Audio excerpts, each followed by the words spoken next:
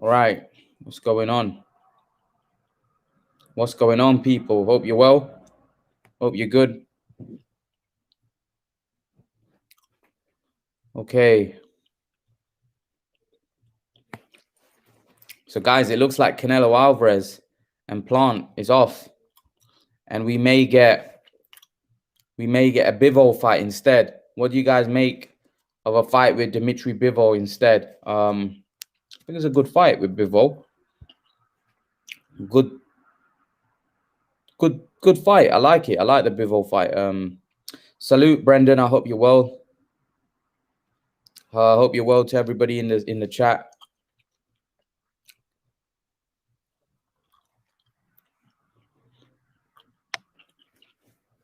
So yeah, it looks like Canelo Alvarez and Plant could be getting it on.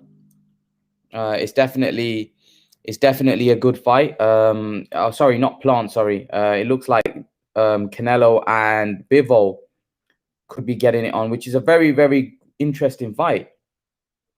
I'm definitely more excited for Bivol to fight Canelo. Yeah, it's definitely a more interesting fight to some people. I still like to see the Plant fight just because of the undisputed tag, and I think that obviously would make a great fight, a great event because of the undisputed. But it doesn't look like that's going to happen, to be honest. So we may have to settle with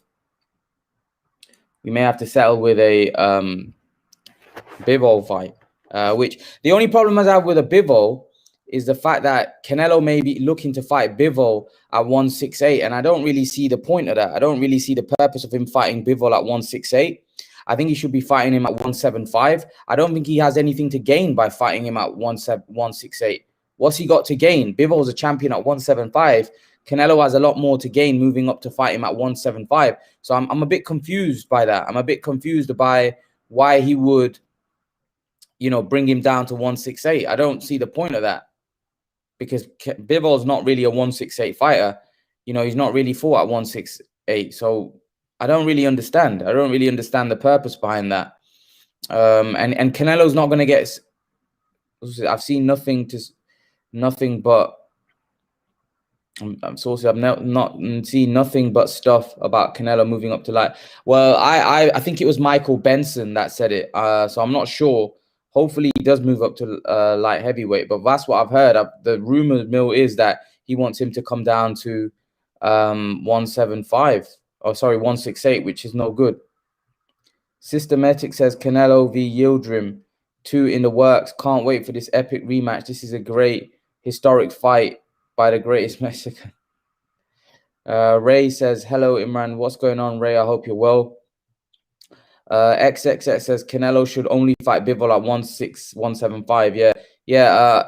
I think he should as well. But it looks like there are rumors that he may fight him at 168, which won't be a good look, and Canelo will get a lot of criticism for that. So hopefully he does move up to 175 for that fight. Barella Mares, we need another Canelo v Yildirim. You must be trolling, Systematic. Surely you're trolling.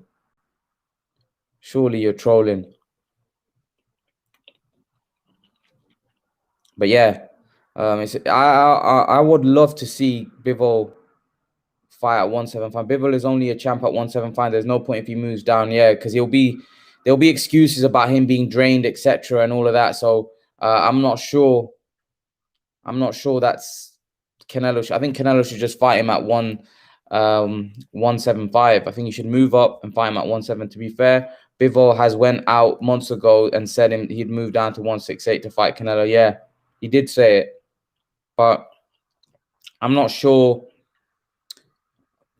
I'm not sure that's a good move for Canelo, to be honest with you. I think Canelo should, personally think Canelo should move up to 175. I think he gets more credit for doing that than bringing him down to 168. I'm not sure he'll get the credit for him fighting him at 168. Dante's Double Cheeseburger Nation. Bivol is a bit more of a threat than Plant. Yeah, he is. Without question. I agree. I only want to see that fight at 175. Yep. I only want to see that fight at 175 as well. I think that fight would make a lot more sense at 175. To be honest with you, I think it's I think he's fighting for a title as well, so it means a lot more, right? It definitely means a lot more him fighting out light heavy because he's fighting for a title. So just makes a lot more sense, to be honest with you. Makes a lot more sense. So I want to see that fight at 175 rather than 168. But let's see how it all plays out. Just gonna put the link in the chat for you guys. So any one of you want to come on, you're more than welcome to.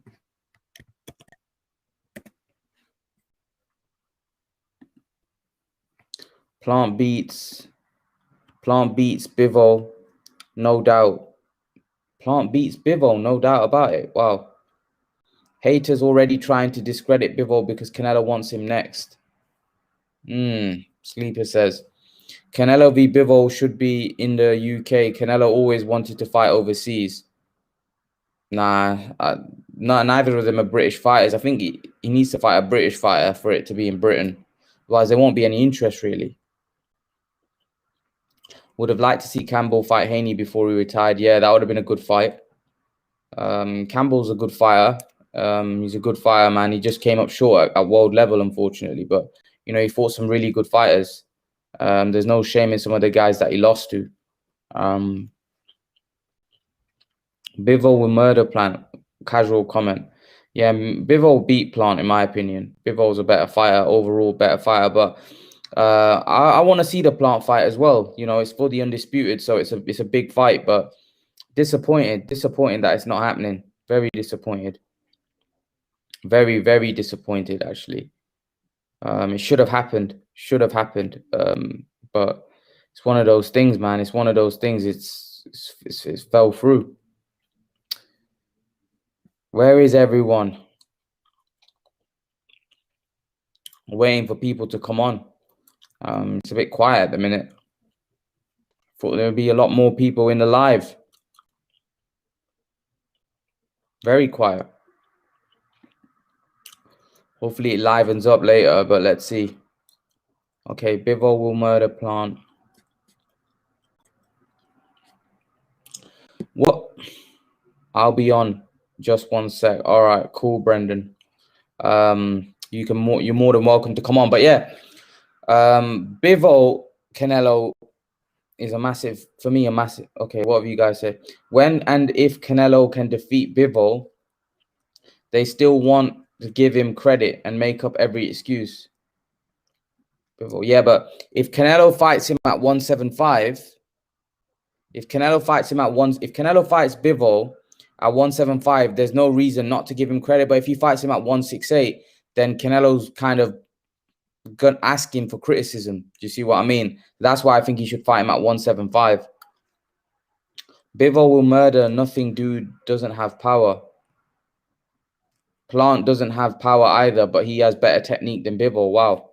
I'm not sure I agree with you there. I think Bivol's technically superior, you know, and he's more proven as well, I would say.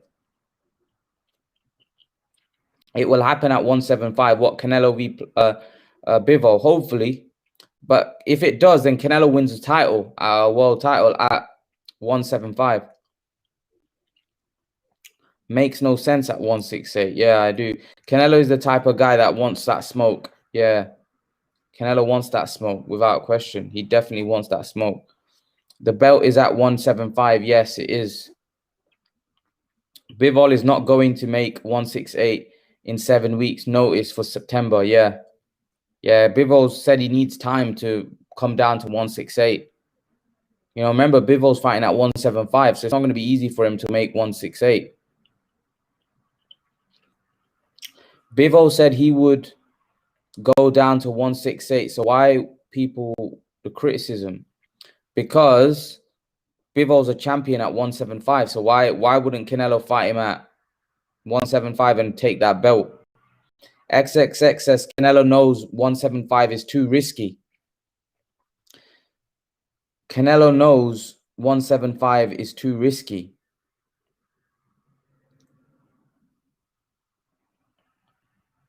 So Christian, my man Christian says, Canelo wants smoke with guys who are there to be hit. Do you think Bivol's there to be hit or not? I would love to, Christian, if you want to come on again. My man Brendan. What's going on, Brendan? Hey, what's good with it, my guy? How's everybody doing? Good, man. Good, man. Great having you on, man. Oh Great yeah, having for you on. sure, sure. Oh yeah, But I'm yeah, really man, what have looking. you made of this news? Shoot. I mean, I really do agree with you. I honestly wish that the Canelo and Caleb Plant fight really didn't go the way that it did, but I've been wanting Canelo to go up to 175 to fight either Better Biev or Bivol for like many months now. Because ever since I've gone back and like covered their fight film and Craig Richards versus Bivol not too long ago, and it kind of sparked this sense that I really want Canelo to just forget all of the bull crap going on with the politics at 168 and 160 and just focus on 175, because it seemed like they would much rather would like to handle business up there. So, you know, sucks that Mm. Plant, I don't know, because before like they really got into negotiation, we saw how Plant pretty much made it seem like it rolled on. He is getting his $10 million, or there's not going to be a fight. And what confuses me is, like, before I even say that, the $10 million was in the most recent contract that fell through. Right? He was going to get 10 million, and for him to go out and say that the reason pretty much saying that he's not getting all the extra things that Canelo is getting as far as like uh, I'm I don't know pay-per-view percentages in Mexico or just some crap like that. It just really drove me. It really drove me that we were just so close to having another undisputed fight and it just falls through like that. So I'm already like in the stages of completely forgetting about the fight and just wanting to settle on Bivol versus Canelo. It's a much more dangerous fight. Bivol is bigger. He hits much harder than Plant. He pretty much does everything better than Plant, and it's a bigger man. So for anybody to not think that this is a more exciting fight to get behind, like almost immediately, is beyond me. But that's just my take on it. Mm. Yeah, Christian, if you're in the live stream, you're more than welcome to come on. I know you've got some things you want to say about Android and Better Behave and stuff.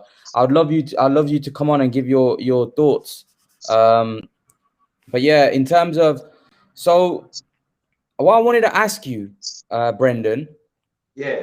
do you think do you think Canelo bringing Bivol down to 168 is silly? I know I already asked you on the live stream, but just Mm. to reiterate, so it had like, was it confirmed that it was Canelo proposing that Bivol Well, what come? I've read, what I've read is that Bivol said that if it's at 168, he would need to come down. He would need to come down to. It'd take him a few weeks to get back his body down to 168, right? But Yeah, Canelo's not gonna get no credit if he beats him at 168, right? Canelo gets no credit regardless of what he What does. if he beats? What if he beats a Bivol at 175? You don't think he'll get credit? I mean, think about it right now. Like prior to even learning about it, what could possibly be going down to 168, people are Mm, already you know, getting fixated on making Bivol appear to be less than what he actually is, and already discredited him like already. And it's insane because uh, take the Kovalev fight for example. The main mm, thing people were saying after Canelo flatlined him for a minute was mm, why did he drop his belt and didn't fight Better Biev or Bivol? And now he's fighting Bivol, and it's like people are still aren't satisfied.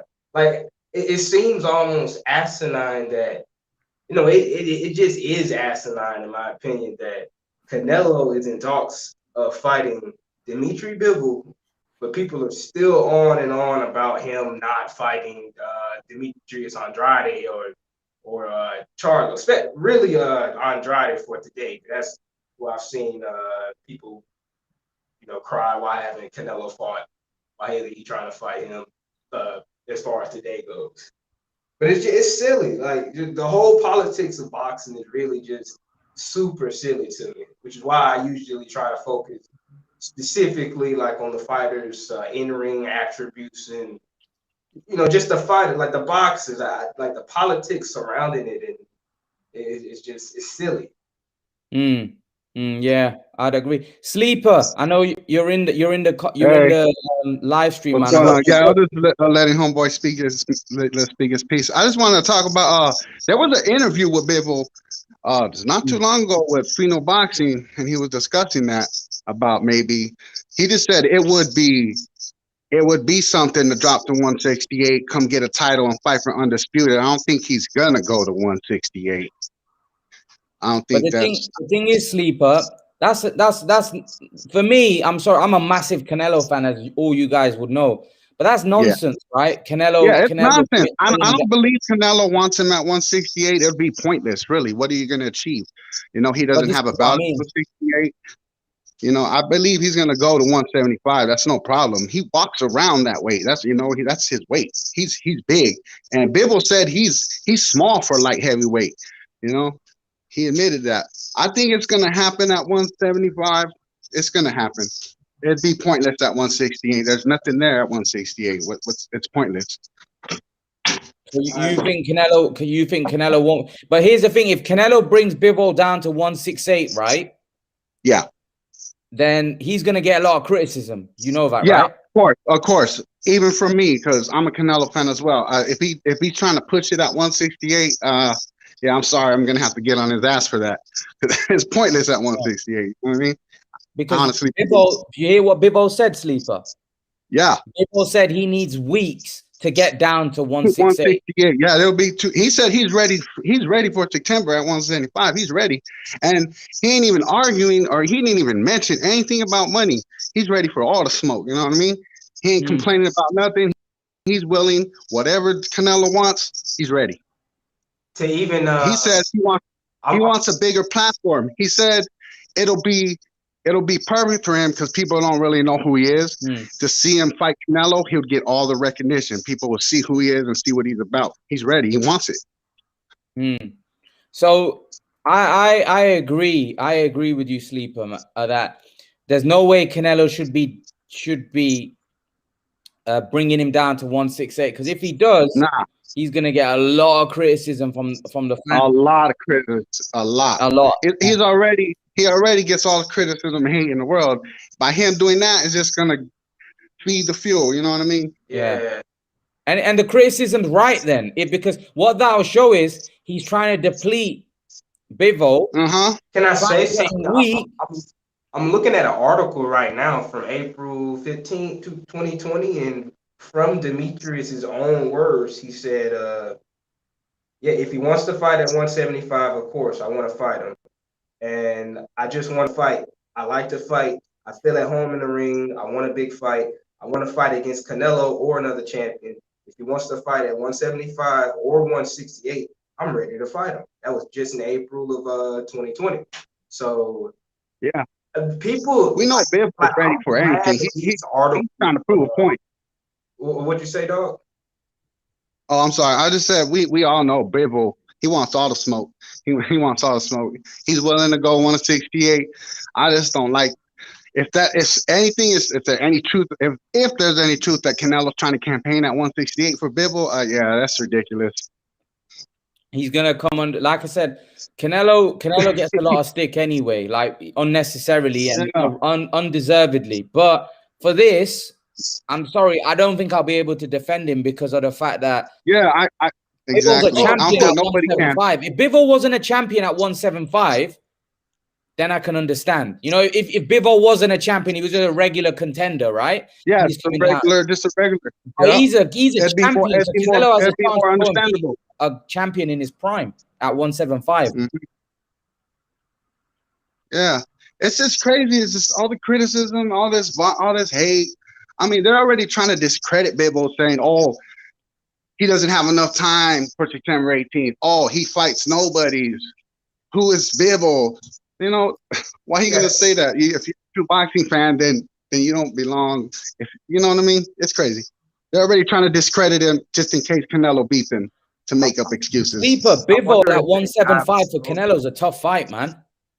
It's a tough fight. People don't understand it. It's way tougher than Plant. He could lose. Bivol will smash Plant. Bivol will beat Plant. I don't think Canelo loses to Bivol, but he could lose, right? He got a strong chance because Bivol has power. Bivol has power to keep Canelo honest, to back him up. What's a harder fight at 175, Sleeper and Brendan? Is Beterbiev the harder fight or Bivol?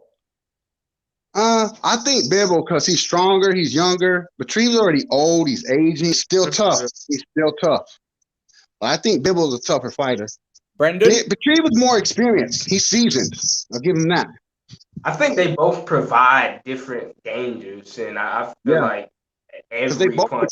Every punch that Bivol throws, like every punch, whether it's like a 100% punch or like a 70% punch. Oh yeah, he's trying to get you out of there. Ridiculous. No, it's not. Remember, because the 70% punches aren't there to get you out, and even those punches are just so thudding. Like, who is the guy that he retired? What was his name? Govzik. Yeah. He was a really, really good boxer, and over time, you just saw after each punch that's landed on him throughout the rounds, he's breaking down more and more, and we saw what eventually happened to him. That fight, he stopped in that fight, didn't he? It didn't go all 12. Yeah. You know, it'll be a tough fight regardless. I mean, I give it to Canelo just because he's seasoned. His experience will outbeat him, and he got the strength to bang with him. You know, I give Bivol his prop too. He could crack. He got skills, and he's young. He's nasty on the inside too. He's nasty. He got some nasty inside game. Yes. Guys, I want to ask you know what? He has an underrated skill. Like his boxing skills are pretty underrated. He's underrated. They always underrate all these foreign fighters from other countries and stuff. They don't watch them. That's what it is. They don't watch them. They don't know what they're talking about. Especially since they usually box so good, and I'm like, how do y'all not like this and want to see more of this and more positive about it? Like, it's ridiculous, man. It's so ridiculous. Yeah, it's just a lot of people they don't watch the fights. They're just going off of their feelings and emotions. They don't even watch the fights. You know what I mean? Go study these fights and then say something. One thing, guys, I want to ask you quick questions. You know what, right? I had Christian. I don't know where Christian's gone. I'm pretty sure you saw him last the 2 times. I think not last live stream, the one before Christian was on. Christian made some comments. Like he messaged me. We had comments. I don't know. I want him to come on. I don't know where he is. Maybe he's busy. But anyway, he mentioned that he feels that Andrade should go up to 175 to fight Beterbiev. What's Andrade? Dudu Demetrius? Yeah. Oh, Andrade should go up to 175, and he feels Andrade could outbox. Beterbiev. Oh, Beterbiev. I don't see that. As soon as Beterbiev starts touching him, as soon as he feels that power, he's gonna tuck down, back up. He just stay where he's at, 168. Do something there because he still hasn't done nothing at 168. He's at 160. Oh yeah, he's at 160. You're right. Correction. Yeah, he still hasn't done nothing at 160. He still hasn't done nothing at 160, in my opinion. No, but Christian basically said that Canelo, if Andrade goes up to 175 and fights Beterbiev, beats him, then Canelo will have to be forced to fight him. But that's yeah. I mean, I don't see no logic in that. They can fight right. They can fight at 168. If why don't Andrade go to 168 and fight Plant? Yeah, that's what I'm saying. If Andrade wanted that smoke, he could put himself in position. He could take out these other guys, become mandatory. But he's not doing none of that. Where is Andrade right now? Exactly. Like all these people talking, saying this, trying to chase Canelo. They're saying this and saying that, but they're not doing nothing about it. If they really want it, they could put themselves in position and get that fight. But they're not doing nothing. It's all talk. Where is he now? Where is he? It's a window. Canelo doesn't even. You guys hear the rumors of maybe Charlo Jamal might fight Plant in September. Oh, is it? Yeah, they're talking about it. Because the negotiations fell dead, supposedly. They're 100% dead. Charlo already said, well, if Canelo don't fight him, I'll take that fight. He posted it on his on YouTube. He already said it. Before even negotiations were even finalized, he was already talking about it. And he's with PBC. So maybe he knew something we didn't know. My man Steven's in the house. What's going on, Steven? What's cracking? What's up? How everybody doing? Steven, man. Good, man. All good. There's looks like Canelo is in prime position to fight Bivol. Now, I wanted to ask you, I know you were in this chat commenting away. I wanted to ask you, Christian made a comment that he feels that Andrade would outbox Beterbiev. He beat Beterbiev at 175. What do you think? Not do you at think Andrade would take that fight? I mean, not at 175. I don't think. I mean, because that's not his natural weight. You know what I'm saying? His natural weight class. He said Andrade has the frame. He said Andrade has the frame to move up to that. Do you know what I mean? What do you think? Well, let's get one thing straight. I think Demetrius Andrade is a better boxer than Beterbiev. Beterbiev. I mean, that's just fact. But I don't know if that's gonna help him at 175. He's not been acclimated to 175 to the 175 division. So I can't say that he will fare how he will fare because that's not his weight class. I'm gonna say no at this point, but he is a better boxer. Listen, man, I ain't finna. One thing I don't want to do is I don't want to rob nobody or they just do. Demetrius Andrade is a hell of a fighter, man. That dude can fight. Agreed. That dude can scrap. So I don't want to get into that, but I don't think he'd beat Beterbiev at 175. Yeah. Beterbiev is housing. Beterbiev is crushing everybody at 175. Yeah, that's his weight class. Could he beat got weight classes for a reason. Could he beat Plant, Steven? Could Andrade beat Plant? I think he could beat. I don't know, cause Caleb could box too. Yeah, that's what I'm saying. He got hands. Caleb got hands. No one's trying to discredit Plant. He could scrap. He can scrap. Charlo who was it that just said that Charlo might fight Plant? Who wins that fight? Charlo mentioned comments about it, like saying he wants to fight Plant if Canelo don't take him in that fight. If that happens, man, I don't know. I'm gonna have to lean towards Jamal, even though he's acting a little crazy lately, and his last fight was a little iffy. But I'm gonna still give it to Charlo. I'm not sure about. I'm not sure about I think Plant outboxes him. I think Plant outboxes him. Plant just lacks that power. That's the only thing. He lacks power. But does Charlo have the power though to stop Plant? I think he has the edge on it. I'm not saying he's more powerful, but I think he has the bigger edge on the power. Yeah. I don't know, man. I think he may have the power to stop him. It'll be a good fight, nonetheless. It'll be a good fight.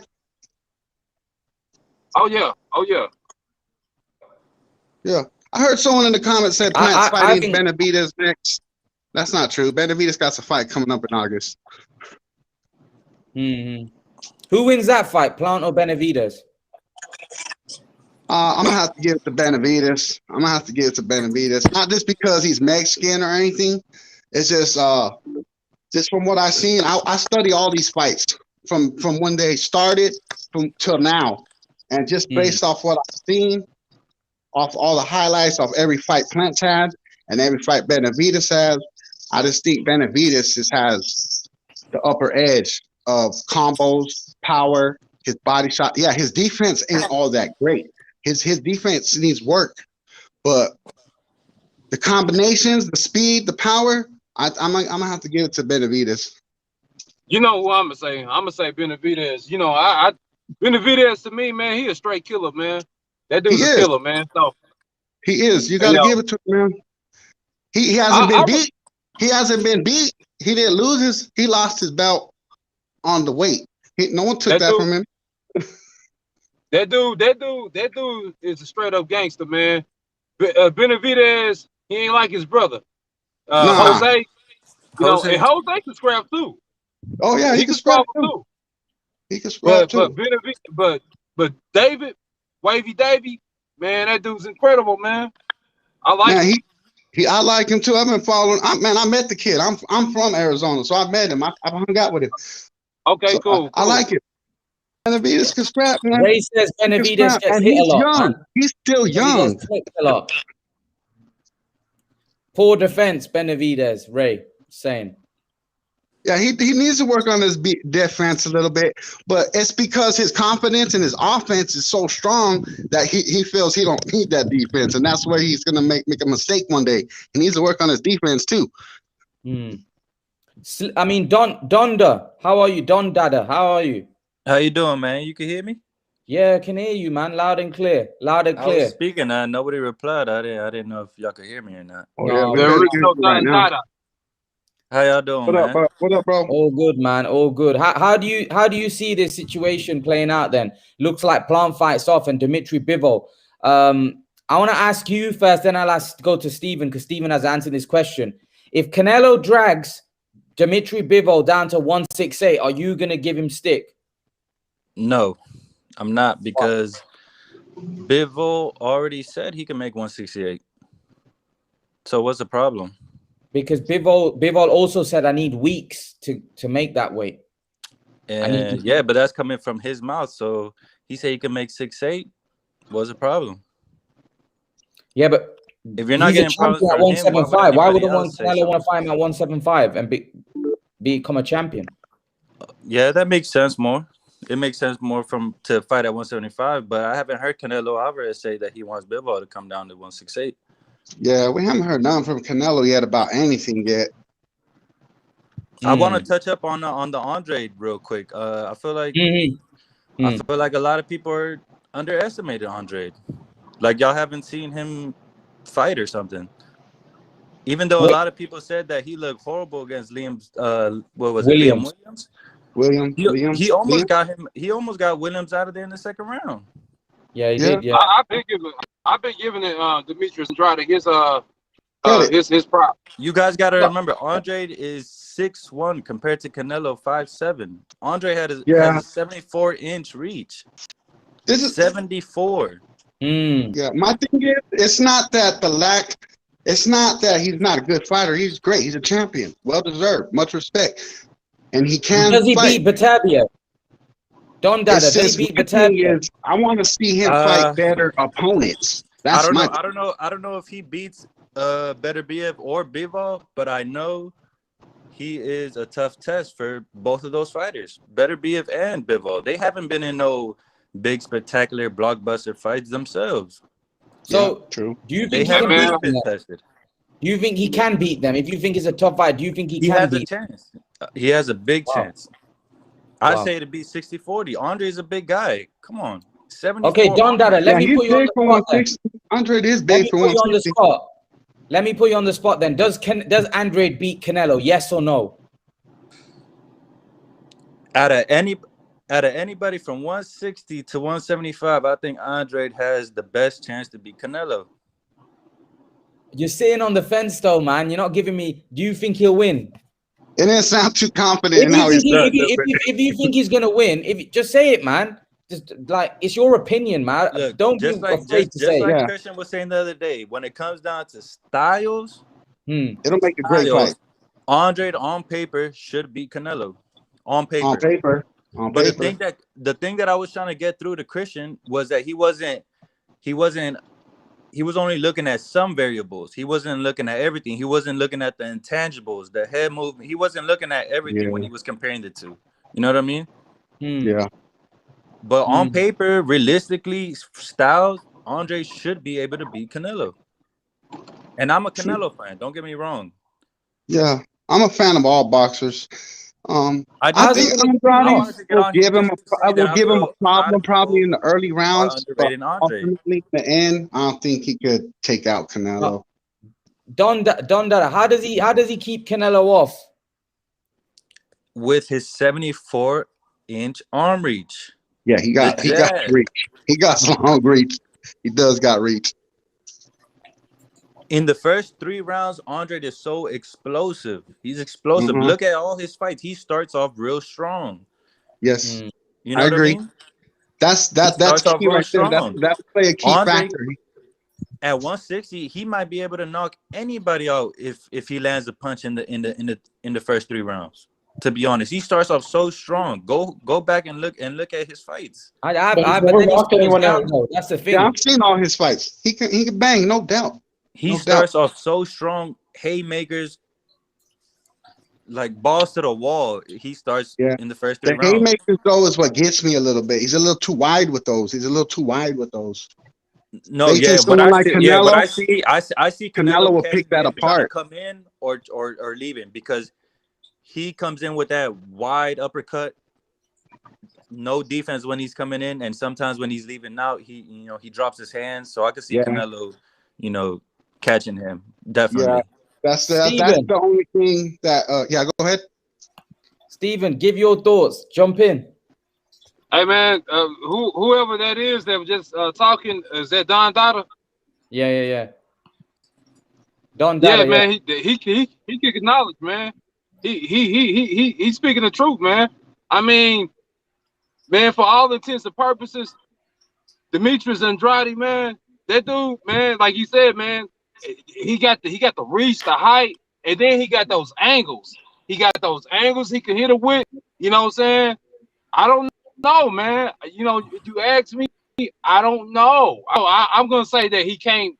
I don't think he can go with 175 and compete right out the bat, because that's not his weight class. But I mean, he's gonna be a problem for whoever he sees at 168. Does he go on?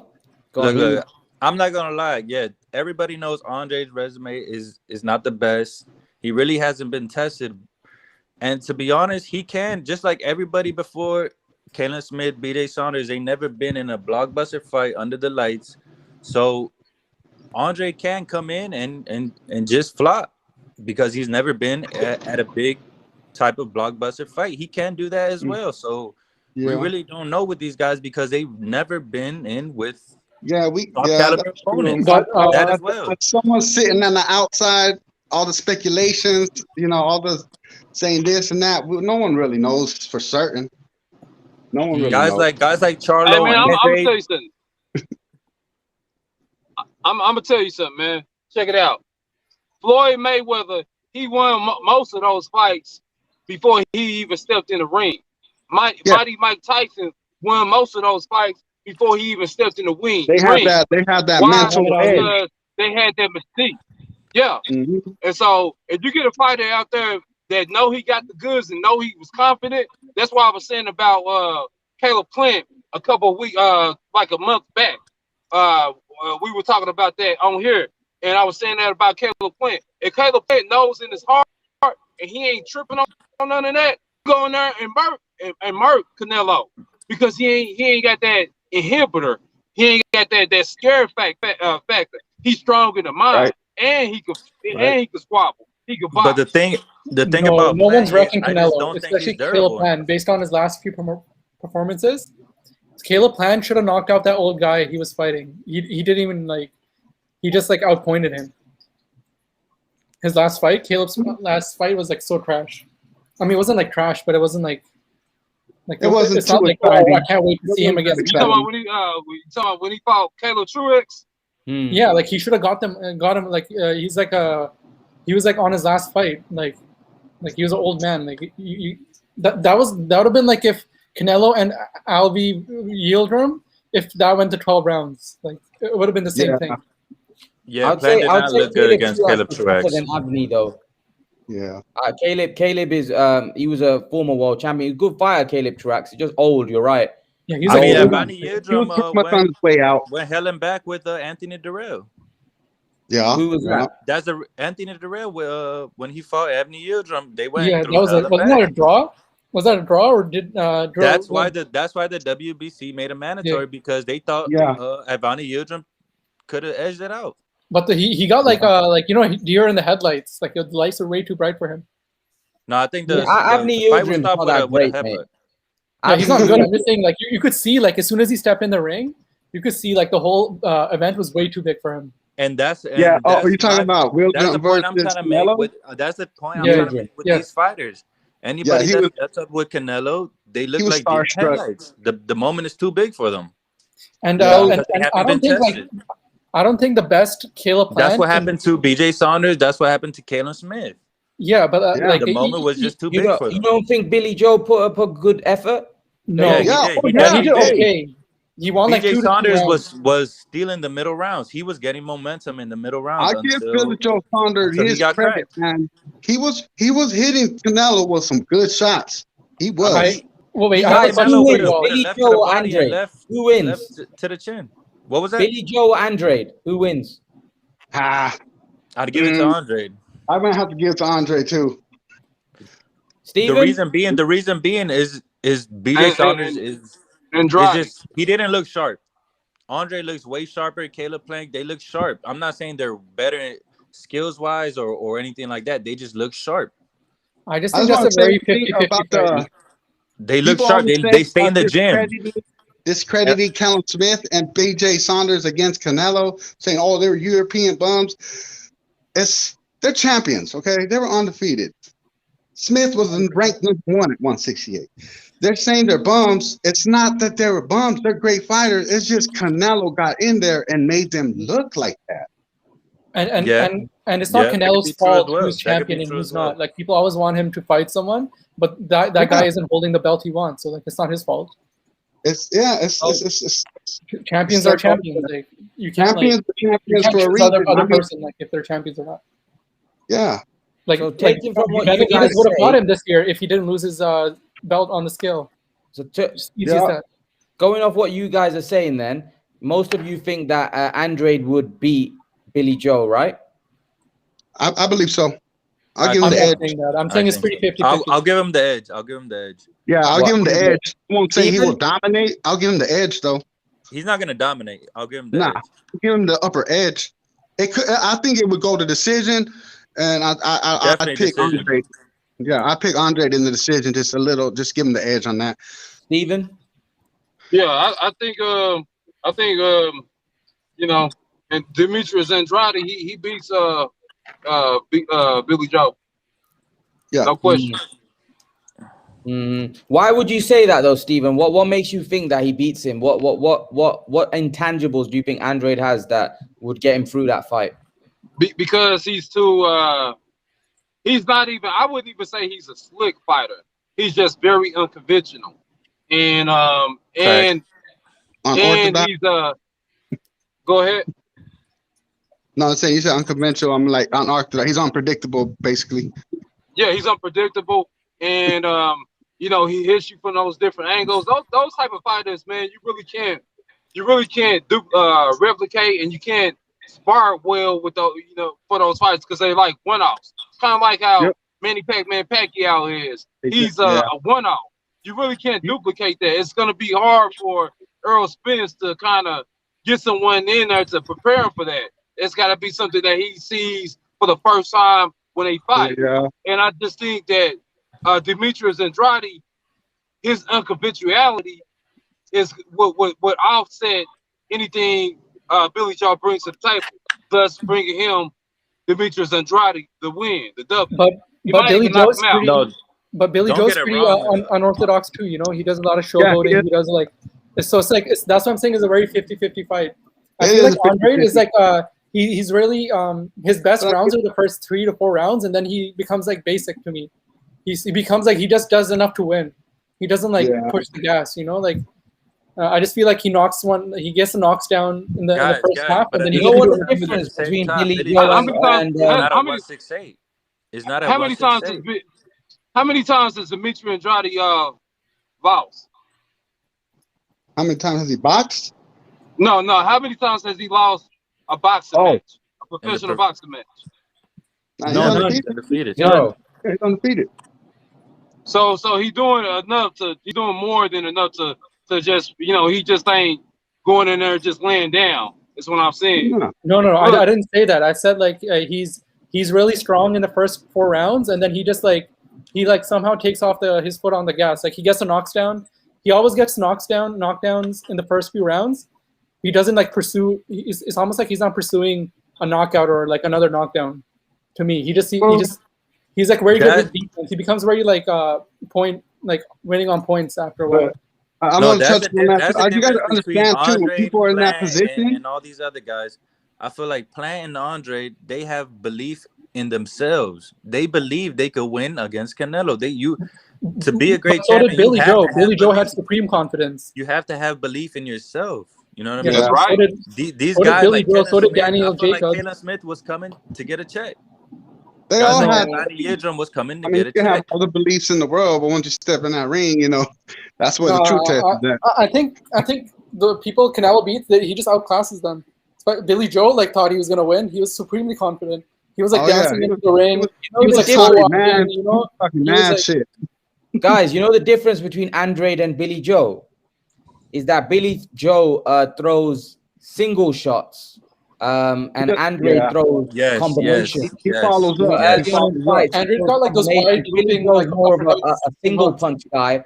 Yes. And Andrade throws, and this is why I think in a matchup, not just the physical advantages that Andrade has. Andrade is taller than Billy Joe. He's bigger. He's taller. With a 74 arm reach.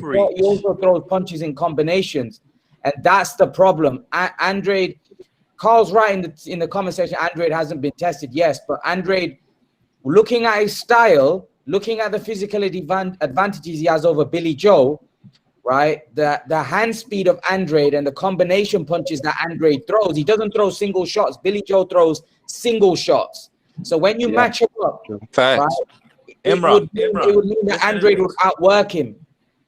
Especially the early rounds, 3-4 rounds, Andrade would, for me, win the first 3 rounds. And then even when Andrade slows down, he'll win enough rounds to edge the win. But how's Andrade's cardio? True. Hold on. Billy goes better in the inside, though. Andre gets tired. Andre not a big puncher. Who do you think has a better inside game in the clinch? What, out of the two? No, Billy, because Andre's a very loopy puncher. He's like very like he needs to swing. But Billy's not a big puncher at all. So Andre's not gonna have. I would say Liam Williams is a bigger puncher than Billy Joe. Billy Joe's not a big puncher at all. Yeah. But I have a question for you all. He's solid. He's solid. I'm not gonna. We can't say Billy Joe is a pillow fist. He's solid. Nah, he don't have pillow fist, but I don't think he doesn't have tremendous power though. No. But he's solid. You. What I'm saying is you can't just let yourself get hit by Billy Joe. Oh no.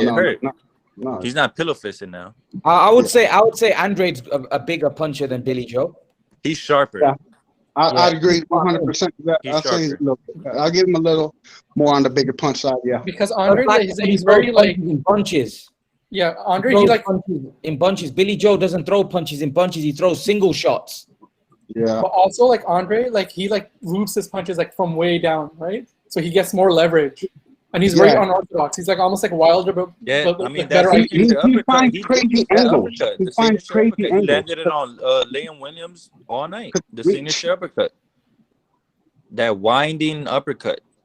Mm-hmm. And I just don't think that's gonna hit Canelo. Canelo's head movement and his defense is like getting better. The thing with Canelo is Kovalev. Look what happened to Kovalev. Kovalev was keeping Canelo at the end of his jab, and he only has, 72 arm reach? Imagine Andre doing that. What's his reach? Being in his prime, his speed. So Caleb Smith had bigger reach than Andre, didn't he? Yeah, but Caleb Smith is not the same type of fighter that Andre is. Yeah, I'm just saying, like, reach. He doesn't. That was at a different level, man. even Canelo though what figured out. surprises me is that Caleb Smith throws the most jabs in the 168 division. That's what surprised me the most. What are you talking about? Andre? No, Caleb Smith. Oh, yeah. Combi box, he lands and throws the most jabs out of everybody in 168. Yeah, he uses that reach with his jab. He knows how to do that. He does and that. Guess what? Canelo, he messed up his arm. So Canelo's like a different fighter. Callum Smith disappointed in that fight. He didn't. Caleb Smith. That's what I'm trying to get to, y'all. That I feel like when none of these guys have ever been in a big blockbuster fight.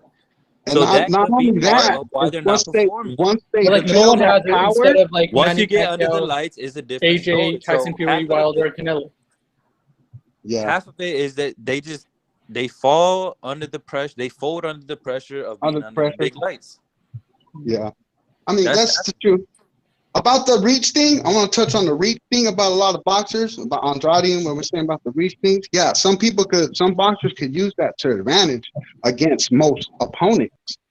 But like, say Andrade versus Canelo, that reach, yeah, it might play a factor in the early rounds, but I don't think it's going to give him the edge because Canelo, he is a slick movement. He could get inside that reach, and once he gets inside, starts touching up that body, you know. And Canelo, like he'll tire you out just by his pressure, and he'll punch you in the shoulders and the arms, forearms. He's not just looking for clean shot. He's gonna make sure like you can't lift your arms up and like. Guys, don't get it wrong. I'm Mexican. I'm Canelo's biggest fan. Yeah. I'm gonna tell you one thing. The guy that gives me. Yes, Canelo. The guy that I think could actually beat Canelo out of anybody, excluding the 175 guys, would be Andre or Plant, just because of this they have. They're really talented. I'm not sounding like a hater or nothing, but I gotta take Plant out of that equation. Guys, one at a time. I can't hear you. After Andre and Plant, it'd probably be Charlo that gives Canelo his toughest test. So what about Benavidez? He's another Mexican. Yeah, but Benavidez has no defense. He starts real late. You could win 6 rounds, the first 6 rounds against Benavidez, just like when he fought Ellis. I don't know how everyone's gonna take this, but I think Ellis was winning the first couple rounds against Benavidez. All boxing Benavidez the first couple rounds. Yeah, but he got the job done, I guess. Yeah, I mean, I made that point earlier. It's where Benavidez does need to work on his defense. He lacks. No, but he starts late. He's not a quick starter. He needs 4, 5, 6 rounds to get started, to get warmed up. Yeah. Guys, Ray in the comment section says Jamal is awful and overrated. Which Jamal? Yeah, Jamal. Yeah, both Charlos are overrated. Both Charlos are way overrated. I think they're both overrated, but I want to give Jermell the edge because he's actually doing something. You know I actually think Jamal is better than Jamel, to be honest. I think they're both good. I think they're both like best in 150. What are they, 155 or 154? I think. Yeah, Jamel. That's Jamel. Yeah, I think they're both the top guys in the division. I just can't see Jamel. Steven, go on. Great fighter. He gets outboxed. If you're a good enough boxer, you will outbox Jamel Charlo. Simple as. I mean, look at Castano. Tell Ray to stop trolling. He knows both of the Charlo brothers. They the real deal, man. Stop trolling, Ray. No, yeah. Tell Ray, don't take nothing away from them. They're great, no doubt. Steven's not having it. He says stop trolling, Ray. He says stop trolling. He says Jamal is. Ray goes further. He goes, Jamal isn't a good boxer. Exactly. Man, you can't both Charlo brothers are a hype train of the PBC. Hype train. Jamal's a better boxer than Jamel. Your guys. He's a better boxer than Jamel. Jamal's the better fighter. Jamal is the better fighter. You guys, I'll agree with that. Jamel's getting all the attention right now because he's beating one of the weakest divisions at 154 where everybody beats each other. But he's still like I still think everybody's beating each other. But like he's still the top dog in there. Yeah, but it's a pretty weak division to me, if you ask me. I mean, he's still the top dog there. Look, let's go through it. Division this week, you're saying? Jermel's? Who's Jason Rosario? Who's Castaño? Who is J. Ron Williams? Well, they might not have known him, but they know who Castano is now. And, but Lubin was pretty good. He's getting up there. Look, Jamel fought him. Jamel should have had that fight with Castano. Lubin was real green when he fought Jamel. Jamel should have had that fight with Castano. If he would have jumped on him when he had him hurt, it would have been over. Okay, so guys, let me ask you this. If American boxing, so here goes Carl, one of the guys from Last Bell Boxing. If American boxing is dependent on Charlo, you are in trouble. Bang average. If American boxing, I'll answer that first for you, man.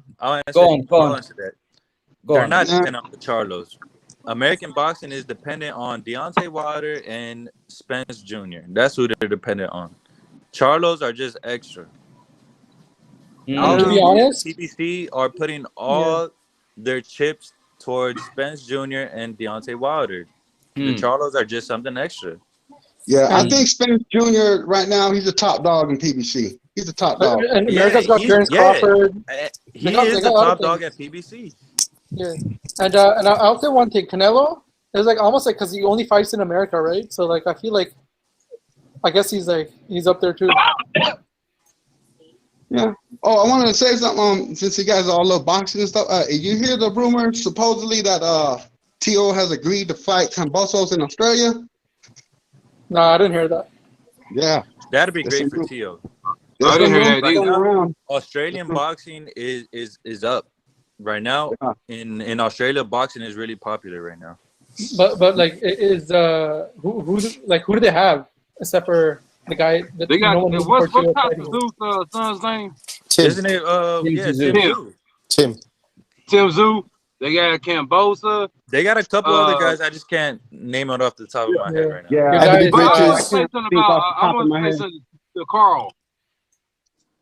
Okay, guys, what I wanna ask you this question. So I wanna give a shout out to Dago619 Cali Factor for the super chat. And he basically says, in my opinion, stylistically, Plant has the best chance of beating Canelo between 160, 168, 175. He's not wild like Andrade, and Charlo is too stiff. Okay, I think Plant is overrated. I agree with that, but Plant is just not durable enough. Yeah, he's not. He's just not durable. Plant has no presence. Like Canelo will walk all over him. My take on that, what homeboy said about Plant, 160 to 175. Plant is a slick fighter. He is. He could get in and out. He's a slick fighter, no doubt. He'll probably give people trouble in the early rounds, but as far as once that pressure gets applied, I think that's where he folds. The fact is that Plant is a 6-round fighter. He's great the 6 rounds. Once you start going into deep waters, he starts getting caught in exchanges. Against he starts Canelo, slowing down. Against Canelo, I just don't see Plant having an advantage at anything. Maybe in the early rounds, he might give him trouble with his movement, his slickness. He might give Canelo a little trouble, but that's about it. Imran, look at that. Canelo starts applying that pressure, he has no power to keep him off of him. He has no power. He was great. He was great the first 6-7 rounds, but once you take him into deep waters, he starts slowing down. He starts getting caught in exchanges. Man, I'm still mad. You can't do that against Canelo. Man. I'm still salty. Canelo's coming at you all 12 rounds. So I can't believe that fight didn't happen, man. That's crazy. Guys, let me go to Ray. So Ray, firstly, your thoughts on what was asked there by Dago619 Cali Factor, and then secondly on what you said about Jamal Charlo. Yeah, I don't think Plant has the best out of those 3 weight classes of beating Canelo. You still got Bivol in there. You still got Baturia in there. So I will put those two above Plant and having a better chance of beating Canelo. What I said about Jamal Charlo, and I still stand by it, I still think that a lot of these fighters coming through in America are very, very overrated very quickly. And Jamal Charlo falls into that. That is a fact, Ray. It is. I've said it before and I've said it to Steve, and I don't know whether it's a conscious thing where it's unless you've got boxing in America, and I kind of think that some of you guys think that because you're in America and there's boxing in America, if you're not boxing in America, if you haven't come over to America to win a world title, you're nothing. You're nothing. You're not relevant. So often when you speak to you guys, your pound for pound lists are just full of American fighters, and it's almost like you're oblivious to boxing outside America. If you were seeing open your eyes, you would realize that Jamal Charlo perhaps isn't as good. Ray, let me tell you why that is. Do you feel? I just want to quickly finish off is the Charlos are benefiting from being in a very weak 154 and 160 division. As I said. Yeah. It's not everybody though from America. It's just the stereotypical type. You know, that's all it is. Yeah. I don't It's because I don't judge nobody from anywhere else and their skills. You in there, no matter where you're from, you're in there, you winning titles, you're beating everybody. You got to give them respects, no matter where you're from. Yeah. And this is America, and that's how it is. That's just how it is. That's not nobody. Let's look at the facts. American fighters are not dominating the sport of boxing like they used to. No. I mean, I would say probably the welterweight division and maybe the lightweight division, and that's it. I mean, they're always going to have a couple weight classes, but they're not dominating like they did in the 80s or the 90s. Yeah. Oh, that's a huge gap right there. There's a huge difference. Exactly. They're not dominating. To be honest with you, Steven, your response to racing Jamal is overrated. Nah, man. Ray, stop trolling, man. You know what I'm saying? Jamal is the business. He's with the business. They have that. You know what it is about Jamel and Jamal Charlo? They had that killer instinct. I think the killer instinct is what they had a quick killer instinct. They know what they want in a fight. They have that mindset of a champion. If you ever sit down and hear them dudes talk, they ain't just talking. They ain't just talking a bunch of hyperbole. They really believe what they say, and it comes out and they fight. Jamal's talking, Jamel's fighting. I can tell you that. I can tell. Yeah, I agree with that. Jamel is fighting, Jamal is talking. Because that's exactly right. Whoever said that is exactly right. That's what I 100% agree right there. I don't see anything from Jamal. I think Jamal's very lucky. Golovkin's getting older. Billy Joe Saunders had moved up. I don't know. I want to see why can't really in the 160 division. Golovkin is taking all the flag. We want to see Golovkin fight everybody, but we're not putting no pressure on. You gotta give it to GGG too. He is getting old. He's getting old. I think Golovkin will beat Charlo. And Golovkin is 100%. Triple G will beat Charlo 100%. Yeah. It's funny. Everybody puts the pressure on a 40-year-old, but doesn't put a pressure on the 30-year-old with Jamal.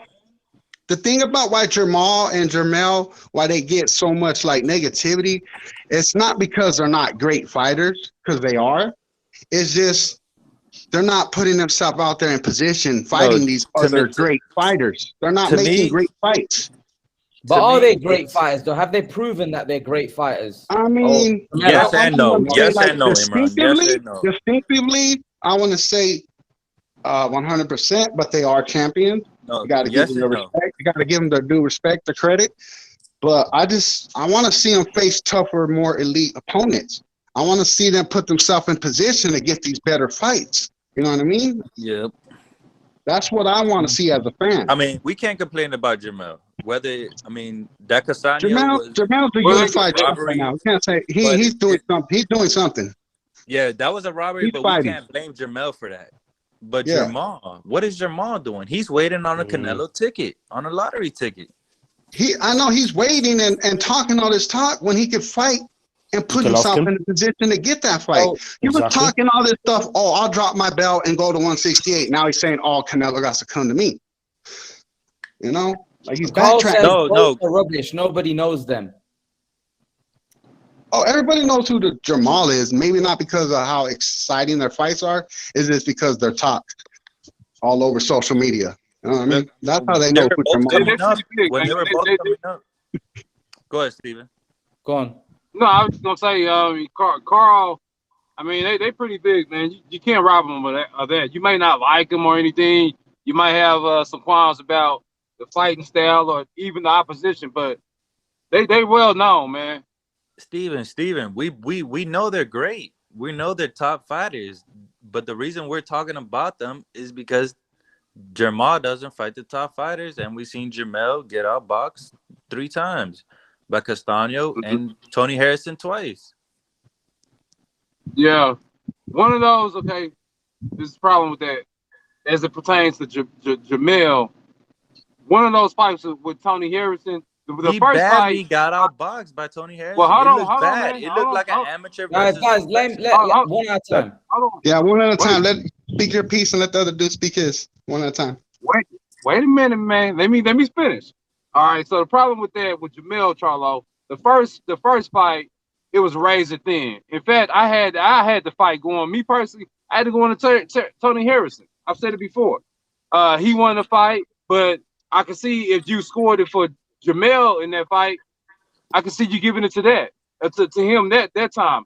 Then the second time they fought, what does Jamel do? He had that intangibility, the intangible factor of a knockout artist, and he knocked him out. That was a great showing for him. And then this last fight with Castaño wasn't no sucker, man. He wasn't no sucker. And that fight was and he had Castaño hurt. I've never seen Castaño hurt like he was hurt, but he had him hurt twice. I almost got him up out of there. Yep. And it was still a good fight. So I'm just saying, I mean, you could be critical of a fighter. This is my philosophy right here. I don't dislike any fighter, really. There's not too many fighters I can think of right now that I dislike. A lot of them have different intangibles, different personalities, different fighting styles. So you got to compartmentalize that, and you can't be biased. You can't go and say such and such. To say that they bums or say that they ain't good, man, that's not true. They wouldn't be undefeated and down there undefeated. But go ahead. I'm not calling nobody bums or saying they're not worthy. That's just my thing is I just want to see the best fight the best. I got that, and I respect that. I respect that. Oh, I can say one thing about you said saying people. I love all boxers. I got respect for all boxers. I'm not gonna say I hate this boxer, but on that, I gotta say, hey, I don't like Fury. I don't like Fury. That's the only thing I can say that about Fury. Why? Because of him backing out the fight. If he needed more time, he should have just said, "Hey, look, I need more time." He didn't have to fake COVID. Come on now. But did he fake COVID though? Did he though? I haven't seen no paperwork or proof that he had COVID. I mean, but you wouldn't, would you? Yeah, I mean, somebody's health, you can't just share that with the whole world, like. And plus, the people that he was saying had COVID, the team members, one of the members of his team was at the UFC event when he supposedly had COVID. Hey, that's him. That wasn't Tyson Fury though. So, but no, they're saying he was one of the guys that had COVID. The people he mentioned, the members of his team that were exposed. But what does that matter if it's not Tyson Fury though? And not only that is when he was all those posts of him buying a car at the dealership when he's supposedly supposed to be quarantined because he had COVID. Look, right now I'm in America, so everybody's like 50% of the U.S. is vaccinated. So right now in every state in America, nobody's wearing masks. Everybody, it looks like to seem that everything's going back to normal. So I don't blame Tyson Fury. I'm giving him the benefit of the doubt. I'm just saying that, like, I just don't believe the COVID stories. I'm just saying, like, he should have just been honest. Like, look, I'm not ready. I've been slacking, drinking, partying. I haven't been in the gym. I need more time. That's unfair to say, man, Sleeper. We don't know that. It's unfair. We don't know that. We don't know that. just don't know that. That's why I'm that. giving Tyson Fury the benefit. I don't. He's beaten Wilder, or he's beaten him once on paper, but really, he's beaten him twice. I believe he dominated Wilder in that second fight. So I don't think he's not going to be afraid to fight him for the third time. You know what I mean? So no, I don't think he's afraid at all. No, I'm just saying he needs more time. Do you think Wilder beats him the third time round? I want to say like he would definitely beat him, but I think he has a better shot.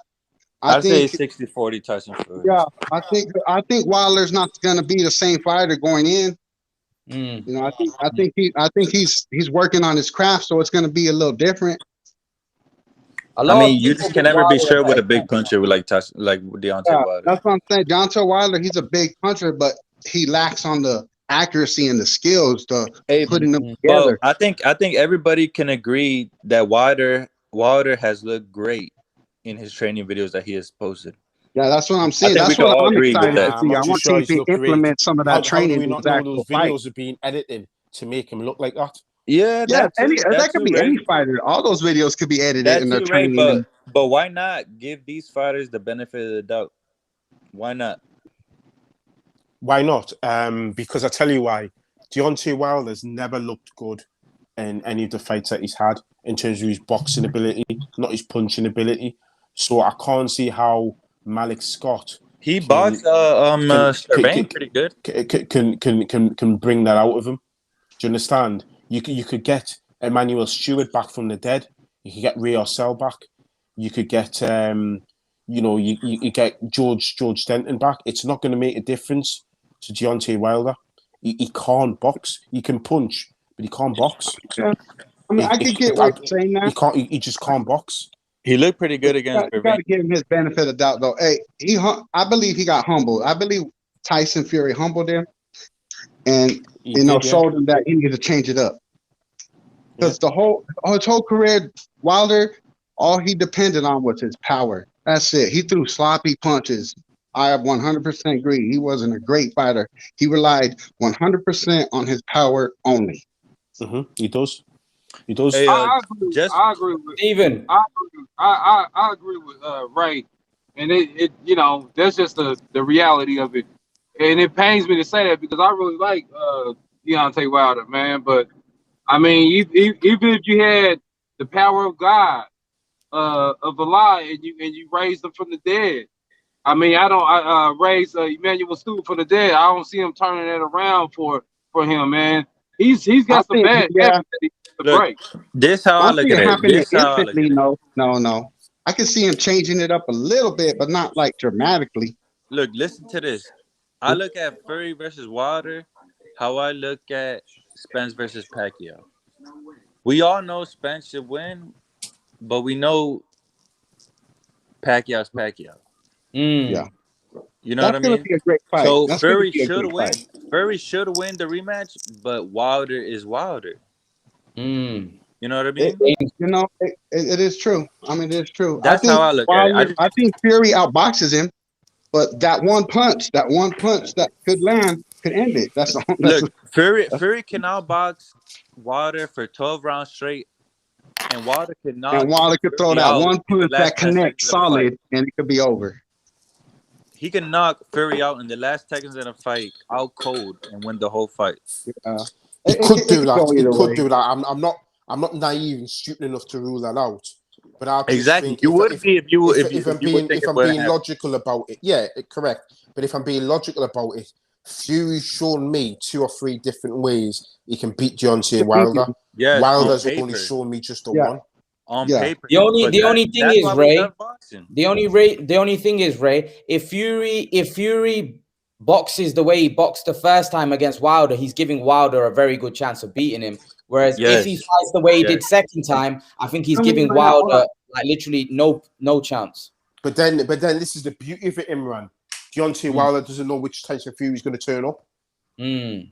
True. I don't think he should fight. I don't think he should fight the way he did the first time. If he fights on the back foot and tries to, duck and dodge and try to outbox him, there's always a chance that Wilder's going to land somewhere along the way, like he did in the first fight.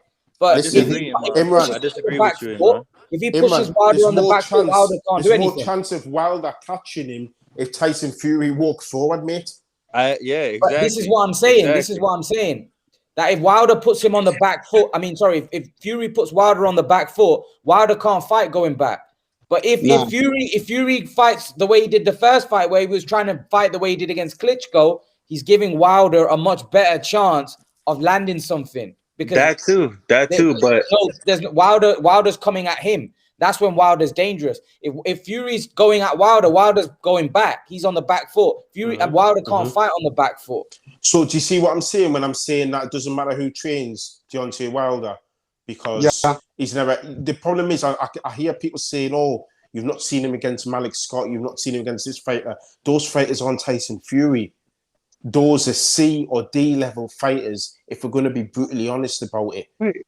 Let's look at the facts. Let's look at the facts. Wilder's been training like if he's a boxer. So in the third fight, we should see Deontay Wilder boxing. We should. Yeah, but he's going to revert to type. Instead of looking for the right hand like he always does, we should see Deontay Wilder trying to box. So if I was Tyson Fury, I'd fight Deontay Wilder like I fought him the first fight, boxing him. It's going to be good, no doubt.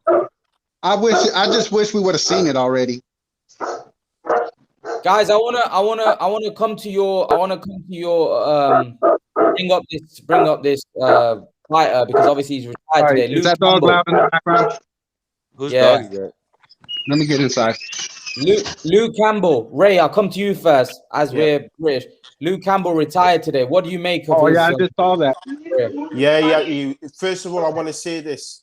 Considering how well our amateur boxers are doing in the Olympics right now, Luke Campbell is probably one of our most successful and best boxers, amateur boxers from our country. So you've got to give your hats off, take your hats off to Luke Campbell. He was an absolute sterling amateur boxer. As a professional, he went about things a different way to how I would have liked. But apart from the Yvonne Mendy loss, he lost to really, really good fighters, Lomachenko, Linares, and he obviously lost to Ryan Garcia. So, there's no shame in losing to those three fighters. He had a good career. He's made a lot of money. He won a good local derby fight. Most of his fights, in fact, all his fights were televised. So overall, he's had a good career. It's probably not the career he wanted, and it's probably not the career we expected because of his potential. But he will go down as one of our best boxers not to win a world title. Ray, the Brotherhood says Luke Campbell was overrated, retired with no good wins. Your response to that? False. No, he wasn't overrated. You don't win it. You don't nowhere win near overrated. You're not overrated win a gold medal. Yeah. You don't win an Olympic gold medal and not be overrated and be overrated. That's just nonsense. That's false. Whoever said that needs to exit the chat right now. Yeah, I would agree with that. Exit the chat and close the door on your way out. That's just being biased. Yeah, and this is the problem. You're getting a lot of people who either don't know boxing or they're biased. But he won an Olympic gold. I think he had an okay career. Luke Campbell is great. He is great. He's just stuck in an era where there's a lot of great 135-pounders. Yeah, Luke Campbell is great. Yeah, he was a good fighter. He was a good fighter. Check it out, Luke Campbell. He only, his main losses were to killers, man. His main loss is Lomachenko. But Lomachenko's gonna go down as a legend. And Ryan Garcia too. Yeah, and he lost to Look, I'm gonna tell you this. Go on. Not an average fighter is not gonna catch Ryan Garcia with that shot that Luke Campbell caught him with. Exactly. Right. An average fighter is not gonna catch Ryan Garcia with the shot that Luke Campbell floored Ryan Garcia with. Yeah. Come on. So Luke Campbell is a gold medalist. Yeah, he is. Yeah, man. The Brotherhood said these guys think that Charlos are overrated, but Luke Campbell is the truth. We never said he was the truth. And also what you got to remember we say that Charlos nobody's saying that. What are these people coming up with? We say the Charlos are overrated, but we never said they're not good. Luke Campbell, listen, Brotherhood. Luke Campbell fought names. Luke Campbell took risks. Do you understand? Yeah. Luke Campbell has a better resume than. Hang on. Let me finish. Win or lose. Luke Campbell went in against people he knew if he wasn't on his A game, he could get beat. Charlo ain't done that for me. So when Charlo does that, you come back on here and we can have this conversation. Because Charlo's not done that. Name a better fighter than Linares. Man, you know the Charlos. I never fought. Name a better name than Linares that the Charlos have fought. Mm-hmm. I never said. Let alone Lomachenko. Let alone the pound for pound number one, Lomachenko. The Charlos have not fought anybody even close to Linares or Lomachenko. What you don't think Jamel Charlo has fought Castano, Harrison? They're not at the level Williams, of Linares or Lomachenko. Hey man, I don't know about that, man. I don't know about that. Well, he's fighting not on the level. Maybe the resumes would be a little bit better. Jamel is fighting the best in the division. You can't. Jamel in a weak division. Resume. Let me tell you something. Let me tell you, Stephen. One sec, then you can go. Let me just say this about Luke Campbell, right? Luke Campbell, Olympic gold medalist and probably the greatest amateur from Britain. Mm-hmm. He was very, a great very amateur. good pro fighter. Probably very, very good pro fighter. You know what? Here's the problem with Luke Campbell and why I don't think he won a world title. I know, Race, you said that that you felt you would have done things differently. Mm-hmm. I think what Luke Campbell lacked, right? I felt like he lacked that killer instinct. You know, so for example, when he had Ryan Garcia hurt, that was the moment. That was his moment right there. I feel like I never looked at it like that. Imran. You know why that is? That's the same with Andre because they've been in the amateur system for too long. Facts. That's what it is. What it is because they're looking for scoring shots rather than, and that's the difference between the Olympic style boxing and professional style boxing. That's because it's a point system. Amateur Exactly. That's why these guys had to turn over from doing well in the Olympics. Look at Zhu Shimin. Look at Zhu Shimin, the Chinese guy, the one that won 2 Olympic golds and he signed with Top Rank. He did nothing as a pro because he was an Olympian for so long. He did 3 Olympic cycles, won 2 golds. He just didn't have that. He was just looking for tippy-tappy scoring shots, getting on the outside. So that's the difference when you're comparing Charlo and Luke Campbell. So the people like the brotherhood who's coming on all this nonsense. Look, that's when it comes to the logistics of things. I'm gonna say this. Number one, I don't know who that is in the chat. I salute them, but I never said the Charlos were overrated, and I never said that at all. And it's as far as Jamel's resume, that dude's resume is off the charts. That dude has beat with a bunch of fighters that lost to each other though. They all lost to each other. That's how it is in a tough conference, in a tough division. It's all the fighters are fighting each other. Comparing them to other divisions, they're pretty low on the list. When you here's the thing, who said that? Was that Donda? Was that Don Dada? Who was that said that was a tough division that Luke Campbell was in? Yeah, that was me. Yeah. I do agree it was tough, and I didn't finish what I was going to say. But Stephen, you can come in after me and finish off. Okay. Basically, Luke Campbell for me could have beaten Linares. Like Linares, I know you keep going on about Linares being. Linares has been knocked out multiple times. We're not talking about a stellar guy here. We're talking about a guy that's been knocked out by Juan Pablo Cesar Canu when he moved up to 140. We're talking about a guy that has been knocked out multiple times, right? And we're also with Linares was a guy that was built up by Eddie Hearn. I've seen Linares fight in the UK against Kevin Mitchell. Kevin Mitchell was a good fighter, don't get me wrong. He should have beat Linares. right? He came close to beating Linares. So Linares was a good fighter, don't get me wrong. But this is what I'm going to come back to, that Luke Campbell was a very good fighter, and he should have beaten Linares. He should have beaten Ryan Garcia. I agree. He wouldn't have beaten Lomachenko. Lomachenko was just too good. Those two fights, he lost. He lost because he didn't have the killer instinct, right? If he had the killer instinct, okay. I see where you're going. Beat those guys. Yeah, he should have beat Ryan Garcia. To me, Luke Campbell is a better boxer than Ryan Garcia. Of course. Ryan Garcia just like Deontay Wilder, just like Tank Davis, he has that left hand like power. He has power. That left hand will floor anybody. Yeah, but the thing is, he this is what I'm saying. That fight shouldn't have got as far as it got to. Ryan Garcia was all over the place. Imran, I've just told you it's because he's been in the amateur system for too long. Yeah, the point system. But Ray, they get stuck in that mentality. That's what I'm trying to say. So he lacked that killer instinct then, right? Yeah, he lacked the killer instinct. Imran and Ray. The difference is that in United States, a lot of fighters are not really pushed to stay in the amateur system for so long. They want to get pro as soon as they can. Yeah, they're supposed to be pro as soon as they can. Yeah. In European states, in the United Kingdom, everywhere else in the world, even Mexico, they want to build up their amateur status because that's where you really learn how to box. Not just that, the amateurs in the UK and European, they get funded. I don't think in America your funding is not very good. No money in America. So in America, it's not as good as the UK. The UK is like a proper salary. In America, everybody's pushing amateurs to become pros to earn money. Yeah, I know. That's the difference between fighters these in America and everywhere else in the world. And the other thing I would say about America is your sparring is a lot better.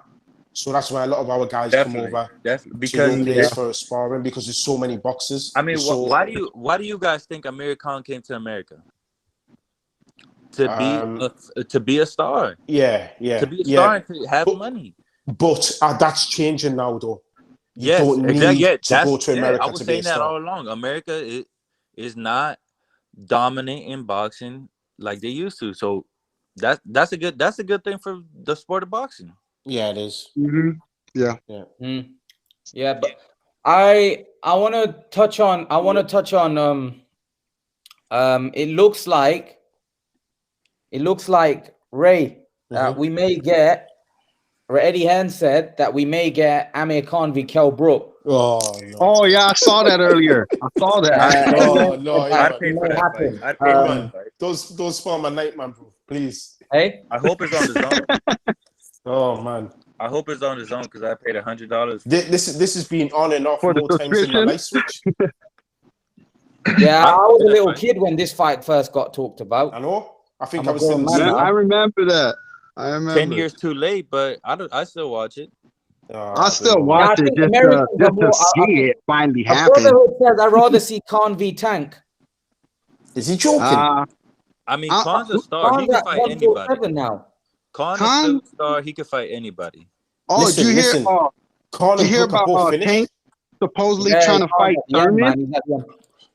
He's at the end now. Yeah, I heard about that. Tank is pushing his luck with Thurman. Yeah, I haven't heard that, but Tank is pushing his luck trying to fight Thurman. You want to see Khan fight Thurman? I have not heard that, but I heard Tank is pushing his luck. There's talks about Tank trying to move up to 147 for a one-time fight with Keith Thurman. No, that's awful. I can see Tank fighting in the welterweight division in the future, but right now, no, he's pushing. Right now, it's just talk. There's nothing like written, nothing in stone. But they're talking about it. Even though this will be a great time because Thurman is inactive. He hasn't fought in 2 years. Come on, man. It's a good time to fight. Thurman's a legit welterweight. He's legit. There's weight classes for a reason, boys. Exactly. Weight classes for a reason. But you catch a guy in the first 6 rounds being inactive. Yeah, come on, man. You can steal that fight. Keith Thurman's used to taking heavy shots from big welterweights. talk about it. We need to. You got we need plenty to of calm people down from about 135 to 140 right there. Exactly. Tank is the ultimate dodger. Hey, I asked this question the other day. What is Tank's best division? What division is he? Lightweight, probably. I'd say Luna Gonzalez he's supposed to be a Tank 130 Josh pounder. Taylor. Tank is supposed to be a 130 Yeah, pounder. I want to see that too. Tank's talking. They're saying he wants to be great. Hey, why not go for undisputed? Josh Taylor, right there, right in front of you. Exactly. Tank will never fight Josh Taylor. I don't believe it either, man. Is that Mackay? Yeah, he will never fight Josh Taylor. That's why he went for the regular belt. Josh Taylor will embarrass Tank. Is a regular belt champion. Yeah. Josh Taylor will embarrass Tank. That's why Tank don't want to fight him, but his fanboys. Did you hear about what they said? What Tank's team said about Josh Taylor? They said he brings nothing to the table. Yeah, but Barrios does. Yeah, I know it's ridiculous, but his fanboys they all agree with when it. It comes to money, yeah, nobody knows. Yeah, money wise, like pay-per-view wise, but having all them belts would get Tank. If Tank could beat Josh Taylor, getting those belts will put him up there even on a bigger platform. The money fight is Tank and Ryan Garcia. Nobody knows Josh Taylor, but everybody knows who Barrios is. Is that what we're saying? Yeah, I know, it's ridiculous, mate. Yeah, right. No. Right. The Brotherhood just said Tank stop anybody 154 and under. I mean, it was ridiculous when I heard that saying that Josh brings nothing to the table. Come on now. Do you agree with this comment here? Okay. Can I say something real quick? Go ahead. That Mario Barrios fight is not, that's how we know. He took the Mario Barrios fight, which nobody knew, at 140. That's how we know Tank and Floyd Mayweather, they do not want to make the top fights at 135 and 130. They don't. They're protecting that zero. They are. They want to wait till he's older, or they want to wait till they see that the other top guys are slacking. I don't know, but it's obvious with that Mario Barrios fight that the top guys at 130 and 135 is pushing Tank Davis out of the division. That he has to go up to 140 to fight? Come on, Tank Davis is a real 130 pounder. There's Valdez, there's Herring, there's all Tio, Brian, everybody. And you're really going to go up to 140 and fight a no-name. Can I say something real quick? I think Tank beats everybody. He's beating everybody with the exception of Teofimo Lopez. That's the thing. I think he's great. So why not make these fights? Yeah, I'm not saying Tank ain't not good. I think he will. I want to see him fight Taylor, man. Great. He's just a little bit overrated. That's all. He's just a little bit overrated. He's he is a great fighter. No doubt. I think Tank will beat all these guys. The thing I want to see is he actually fights him. I think the Brotherhood's Christian in disguise. Yeah, I think he said he would stop anybody. He's come up with something ludicrous. Tank stops anybody 154 and under. Oh my god! And he's trying to compare it. And he's trying to compare it to Pacquiao. Are you telling me Tank stops Errol Spence? Hell no! Who said that? Brotherhood. Who said that? The Brotherhood. I never said Luke Campbell is great. What are you talking about? The Brotherhood is Christian in disguise. Apparently, I said Luke Campbell is great, according to him. I never said anything like that. Tank is overrated. Luke Campbell, he's just normal. No one overrates him. Hang on, I tell you what, Brotherhood, come on, camera. No, I know the Brotherhood. Messing around in the chat. Be a man. Come on in the camera. Come on in the camera. Yeah, to be fair, Christian came on. To be fair, exactly. Brotherhood just sitting there, play on his PlayStation or Xbox or whatever he's doing. Be a man, come on camera and say those views. You think Tank beats everyone 154 and below? Come on camera. He said after he's kidding about that, but he feels that he can beat. No, he said he was kidding because everyone laughed at it. Yeah, exactly. He was being serious at first. He was being serious. But let's be realistic. I want to see Devontae Davis against Taylor, right? He's at 140. That's the fight that should be made next. I want to see that fight. That should happen. I want to see him fight Lomachenko. I want to see him fight Tio. I want to see him fight some actual good. Yeah. The Brotherhood's on. Let's see if he fights. I want to see him fight them tough fights. Brotherhood, How are you, brother? I'm telling you now. What's wrong with you? Brotherhood. I'm okay. What's going on? I'm good, man. Good. How are you, what's man? What's wrong with you, man? I'm good, man. I'm fine. I'm having a great day, man. But I don't know. Somebody on the panel seems like he ain't having such a good day. You ain't not having a great day. How can you tell me Tank beats Errol Spence and I don't think he really believes that. I just think he's just stirring it up. Come on, man. I'm not having that. Let him speak. Let him speak. Let him speak. Go on, brother. Give your opinion. No, I was just kidding. I said it. You gonna talk over me or what? What's up? Because let him speak. I don't get on these panels no more because I don't got no patience to be yelling over people no more. I don't have it. So I'm gonna stay here for 5 minutes. Everybody chill. Go ahead. You're good.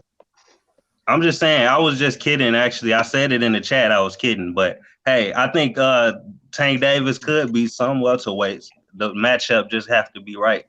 Like, I mean, Keith Thurman, if he take a body shot from Tank, I don't know. Thurman knocks him out cold, mate. Come on, Thurman's a big welterweight.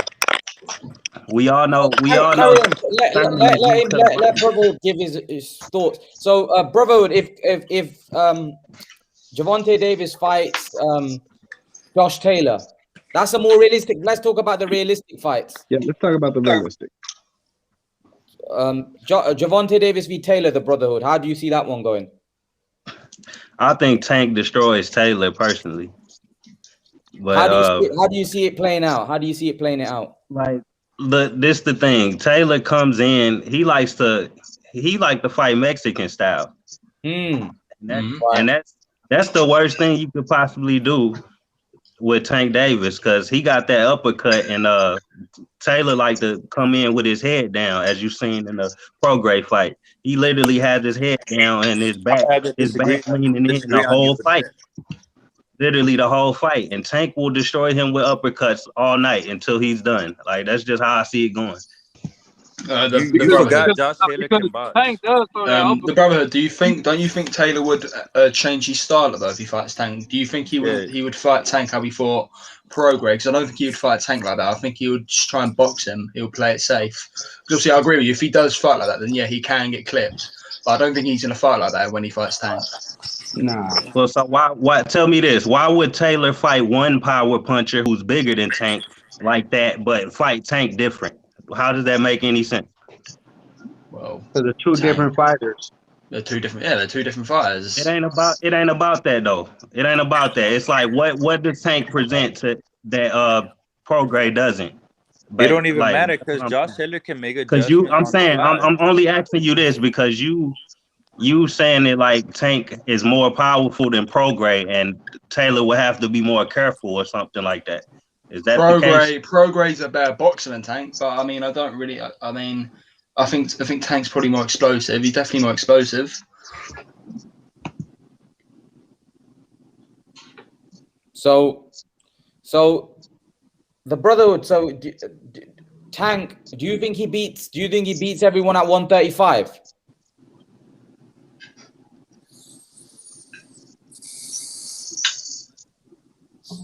You there, guys? Oh, sorry. Before you talking to I don't think Tank beats Lopez. He doesn't beat Lomachenko, Haney. He beats Ryan Garcia. I want to see that fight. I think he probably beats Haney.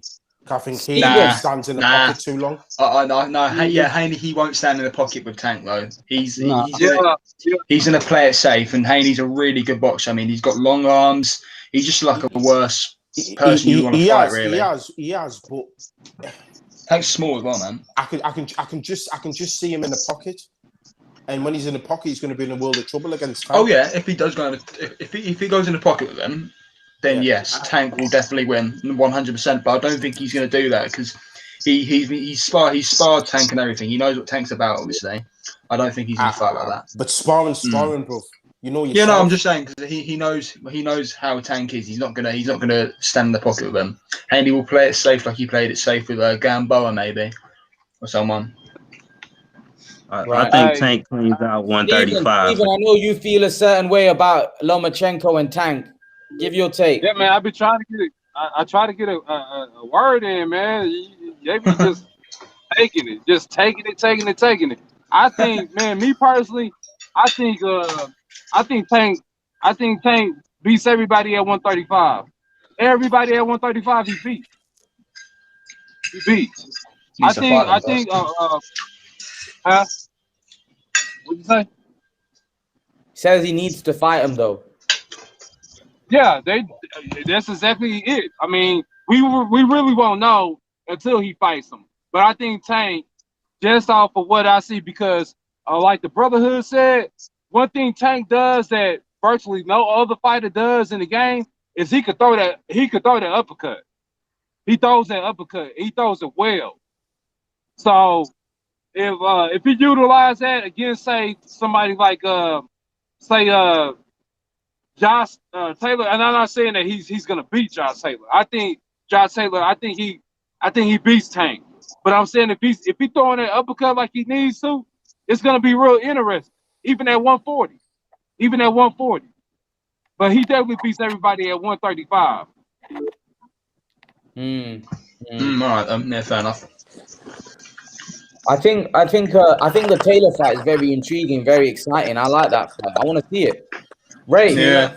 Is it a fight that you want to see?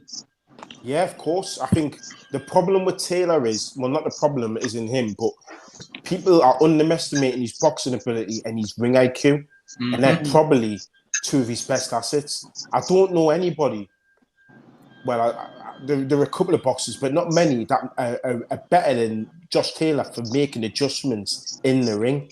Josh Taylor can be down, but all of a sudden he can swing the fight in his favor by simply making one or two adjustments, like he did against Ramirez, like he did against Prograis. And that's a sign of an intelligent fighter. I think Josh Taylor is about an 8 or a 9 out of 10 in every department. He's not outstanding in one particular department. Yeah, and I think because Tank is outstanding in the power aspect, yes, that's why people naturally lean towards him.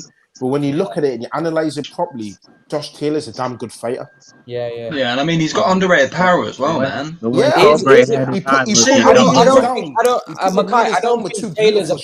don't think Taylor's Ramirez is a tough guy as well, and Taylor dropped him twice. I mean, the fact of the matter is that Tank Davis bailed himself out with his power at 140.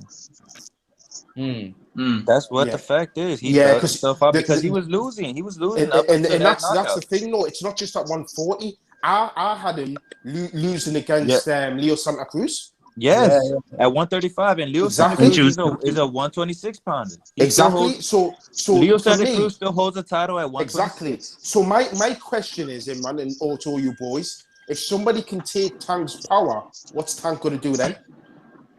That's a big problem. That's a big. We've never seen him make adjustments. Taylor outboxes Tank, but the problem is, the thing is, what the intrigue for all of us is can Tank lad something to knock him out? I think that's the intrigue, right? Yeah. That's basically the intrigue. We kind of know Taylor's gonna outbox him, or well, everyone's outboxing Tank, really, when you think about it. Yeah. But when he lands that big bomb, can he get to Taylor? Can he find a way to get to him? I think that's what's intriguing us. You know what I mean? And I don't think you can rely on that. That's why I don't think he can move up. Manny Pacquiao, he moved up weights, right? But he doesn't rely on his power. Manny Pacquiao's got so much to his game. Whereas Tank's relying on that one big punch to hurt a guy. And I'm not sure you can be successful moving up weight classes against bigger men like that. Good big men. You know what I mean? I just don't see it. Yeah. So I think Tank might have a problem that's why in terms of him going to 147 and stuff, no chance. He's got no chance at 147. No, he shouldn't even think about that, moving up that kind of weight. Do you know he will be going up there at some point because he's still only like 25, I think. I don't think so. I think he's too small. Oh yeah, he's really sorry. I mean, but obviously we know how Tank goes. Obviously, he's very calculated with his fights, isn't he? Like how he picks them and all that. Who would you like to see him fight Ray next? Tank. Yeah. I'd probably like to see him against Ryan Garcia. Why in particular, Ryan? I want to see him. I want to see him in quite a difficult fight at lightweight, right? Where somebody's got the power to hurt him, where somebody's also got the ability to outbox him, but also somebody who's actually strong in a good lightweight, because I think that's his best division. I don't think he is a 130 pounder, but he's a bit like Broner. He doesn't have the discipline. He doesn't have the discipline to. He's a bit like Adrian Broner. He just won't make weight. He's a bit lazy in that respect. If anyone says otherwise, I would bring up about 3 or 4 facts, because he's someone like him shouldn't be missing weight. So I would say, in my opinion, that realistically his best division is probably lightweight. So he's not going to fight Teofimo Lopez. So ultimately, it's either going to be Haney or Garcia, and I just think Garcia has that thunder and lightning effect. He's got the power and the speed, and I think Garcia, he could equally get Tank out of there, because we don't know what Tank's chin's like. I think Tank was a little afraid of Barrios, wasn't he? He even said in the presser that I was worried about getting hit off that big guy. Yeah, very timid. Yeah. Man, that's not a good sign, is it? Yeah, 140's not his division, and I mean he has every right to not be in that division. 135 I'll ask you is a the division. question, guys. Ryan Garcia v. Rolly. Rolly is awful. Of course. Garcia would kill him. Garcia would absolutely kill him. Imran, I would beat Rolly right now. Garcia, who? Rolly Romero. People think Rolly would win because of that sparring session they had. I mean, if you looked in the first round, Garcia was clipping him so many times, and if that was a pro fight, Rolly would have been out. But obviously sparring. The thing I like about Rolly is that Rolly's a dog, and he don't shy away from. He ain't gonna shy away from violence. He likes violence. Yeah, I agree. But as far as him against Ryan Garcia, I think Ryan Garcia wins that. But I wanted to go back to Tank real quick, because when y'all were talking, I was in a bad area, and I didn't really get to say what I was wanting to say. Gervonta Tank Davis, his boxing style is predicated off of counterpunching. So so he may come off as he don't know how to box, but trust me, that dude knows how to box, and he's very effective. I like the way he employs his various punches, the hooks, the uppercuts, etc. I think he needs some consideration. I think it'd be wise to reconsider what we're saying about him. I don't think he's beat Josh Taylor, but I think he beats everybody at 135.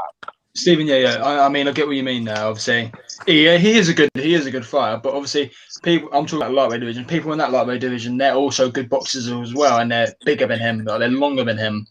So how do you think Tank would have to fight them? Because obviously, I can't see him just boxing them. He will obviously have to do what he usually does, innit? I mean, Mike Tyson wasn't the biggest heavyweight either. He wasn't the biggest heavyweight either, but he was compact. He was compact, and he was dynamite, compelled into a block, a rugged block. Mike Tyson wasn't a counter puncher. That's what Tank is too. Mike Tyson wasn't a counter puncher. You're talking about a counter puncher, and you're talking about Tank being a counter puncher. My problem is, for a counter puncher, you should have a lot better defense than what Tank's got. Yeah, but that's not. What I'm saying is, though, that's not his game. That's not the way he fights. That's not the way he fights. He fights off the counter punch. You know what I'm saying? He fights off the counter punch. And you've seen it very clearly, like in that fight, for instance, when his trainer told him that he stepped it up and he got him out of the next round. When the bell, he was out of there no less than 2 minutes. I mean, gone. That's it. He knows how to fight, man. That dude knows how to fight. Yeah. I mean, I think people just think all the others being, because obviously he's a good boxer, but all the others, they're also really good as well, and they're just bigger than him, obviously. So the saying is a good big guy always beats a good small guy. I think we've always seen that, yeah. So that's why people probably rate them more highly than Tank, but I can see what you mean. Tank can definitely beat Tank them. Davis' real weight is 130. That's exactly. He's tiny, man. He could never make 130. That's why he's at 135 and 140. Because he doesn't stay in the gym. He's irresponsible. He's just short. He hasn't got the discipline. But he don't got the discipline to he'd be great at 130. Imagine him versus Valdez. You see, that's the thing, Stephen. At 130, to me, Valdez he can is on the cusp counterpunch, of joining and he doesn't get hit as much. Up against bigger guys, he gets hit a lot more, and he gets outboxed a lot more. Obviously, that's the problem, Stephen. When he step up the weight classes, his flaws become more obvious. Yes, that's why he needs to stay in his lane. He was getting outboxed by Gamboa too. By everybody. Gamboa was smaller than him. I guess what I'm trying to say is that I don't think I'm expressing it in the right way. I'm just saying that what I'm trying to say about Tank is that still, or if it was up to you, what weight class should Tank Davis campaign at? 135 or 140, maybe 140, because he doesn't have like Ray said. Ray was 100% right. Tank doesn't have the discipline to make 130, and he might not have the discipline to make 135. So campaign at 140, but in 140, his physical, natural, God-given physicality is gonna limit him because he's so short. He can never. That's why he'll never fare well at 147. He's so short. Is Josh Taylor, and that's gonna be Josh Taylor the most logical fight for Tank right now? Yeah. Yeah, I would say, yeah, Josh Taylor, or Regis, you know what? Is trying to fight Mikey. The fight I really want to see. I really want to see. The fight I really want to see is I really want to see Teofimo and Tank Davis. And that's the fight I really want to see. Yeah. I don't know if I ever get it. Huh? Yeah, no, that's the fight I most want to see as well. Yeah. But I don't know if I'll ever see that fight. But it just seems Floyd is maneuvering around the weight classes that suits Tank Davis the best. That's what it just seems like now. Guys, before we head off, what I want to do is I want to ask you guys some fantasy fights, right? If these fantasy fights happen, what do you think would have happened? And your breakdown. I'm going to go through all of you one by one, right? If Mike Tyson fought David Tua, Makai. Ooh. What time? I'll go. Prime for prime. I'll go with Mike Tyson. He's a lot more faster. Yeah, I'll go with Mike Tyson. He's a lot more faster and everything. Yeah, Mike Tyson because of his speed and power, of course. The head movement. Yeah, he's just a lot more. Better, I think. Well, since we established that it's prime for prime, I would have to go with Mike Tyson because Mike Tyson did everything that David Tua did, pretty much, except better. But more dynamic footwork. That's all you see from a prime Mike Tyson. Now, if it was around that era when talks about those fighting was like really heating up, I honestly would probably go with David Tua because around that time I saw Mike Tyson decline in a lot of those areas, such as like dynamic footwork and dynamic head movement, and so prime for prime, I'm going with Tyson. But if it was back in the day, whenever Tua was hot, I'd have to go with Tua. Be a good fight. Steven? Oh man, you said David Tua. Oh man, Mike Tyson, man, for obvious reasons, man. I don't even see explaining that. Mike Tyson over David Tua all day. Tua was a monster though, Steven. Yeah. I said he was a monster, but he wasn't no monster like Tyson. Yeah, Tyson was a monster and a half. Yeah, he was. Yeah. Don Dada was the ecstasy. Yeah, he was. You're right. Don Dada. Yep. Mike Tyson v. David Tua. Who wins? The thing is about Tyson, right? Hmm. There's a certain select group of people that think that Mike Tyson is overrated. I know. I think everybody has heard some people say that he's overrated. Mike Tyson is what, 1 inch taller than Canelo? Yeah. Maybe. Give or take. Possibly. Mike Tyson was great. Great. You're going with Mike Tyson then? Over David. Stoppage. Fair enough. Ray? I'm like Steven. I think it's so clear Mike Tyson. I'm just gonna finish there. But all this talk, I mean, about the height thing, Mike Tyson utilized, he made up for his lack of height and used his skills well. He was tremendous. But I think it was Don Donna who just spoke there. I am in that category that I wouldn't necessarily call Mike Tyson overrated, but I do think that because how popular he was, people talk about him as he's one of the top 5 heavyweights of all time. And for me, he's not in the top 15. But that doesn't mean to say he was overrated. I just think that because lots of casual fans have heard of Mike Tyson, all of a sudden they think he was the best ever. So that's probably what Don Donna probably means, or that's what I would say to him. But definitely, getting back to the fight, it'd be Mike Tyson all day, twice on Sundays. Fair enough. Guys, next one is going to be 2, right? 2 guys. These guys were really 135 pounders, but I've been asked the fantasy fights. I'm going to ask your opinion. Makai, prime Amir Khan at 140 against Linares and Lomachenko at 140. Who wins? Khan, he would beat Linares. Oh man, you know, Khan. I don't think Loma has the one. Loma doesn't have the one punch power to knock Khan out. And Khan, he's prime Khan. You have to understand, he's a very hard guy to outbox. Yes. Isn't he? He just hasn't really got a great chin. That's just been his downfall. If he had a good chin, he would be. I think he'd be so good, man. The Khan and Loma one's really tough. I picked Khan to beat Linares, but that's really tough. I think the weight's key. It's the weights. Did you say 140? Yeah. Oh yeah, then Khan. Yeah, it's 140. Yeah, 140. Yeah, Loma's too small. Brendan?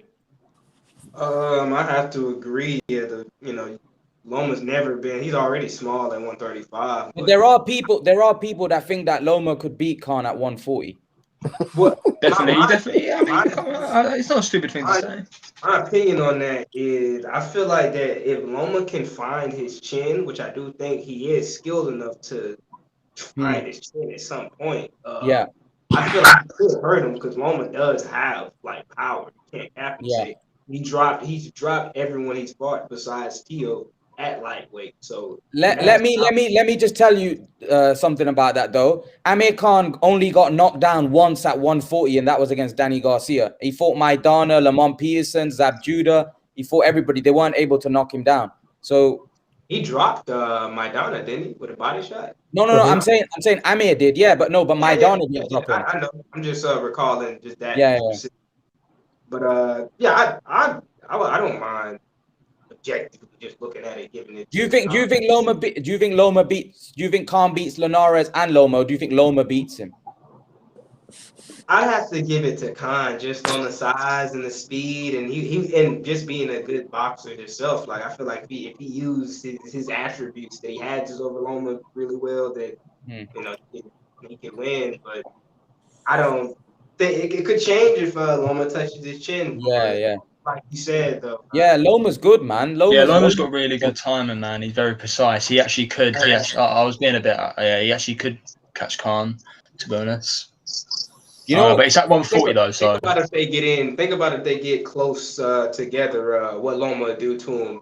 Smothered, you know, just like how he did to Nakatani. I see something like that maybe happen if they get on the inside. But still, Khan is fast and throws a lot of punches, and he's bigger. So it's just a division for me. 140, man. Loma's already tiny at lightweight. So Steven? I tell you what, if the first time Loma, if he does ever go up to 140. The first time that happens, then I'll make that comparison and wouldn't mind giving it to Loma. Steven, Khan against Linares and Khan against Lomachenko. Who you got? Hey man, who's putting these matchups together, man? I've got asked, but I'm asking you, man. Okay, so I'm gonna say this, man. Amir Khan, man. Amir Khan. Number one, Jorge Linares, he's a journeyman, man. The dude been beat by everybody. Haney, Luke Campbell, Lomachenko, you name it. Why is he in there? Why? Because Linares beat Campbell, man. Think he's good, and he's good, man.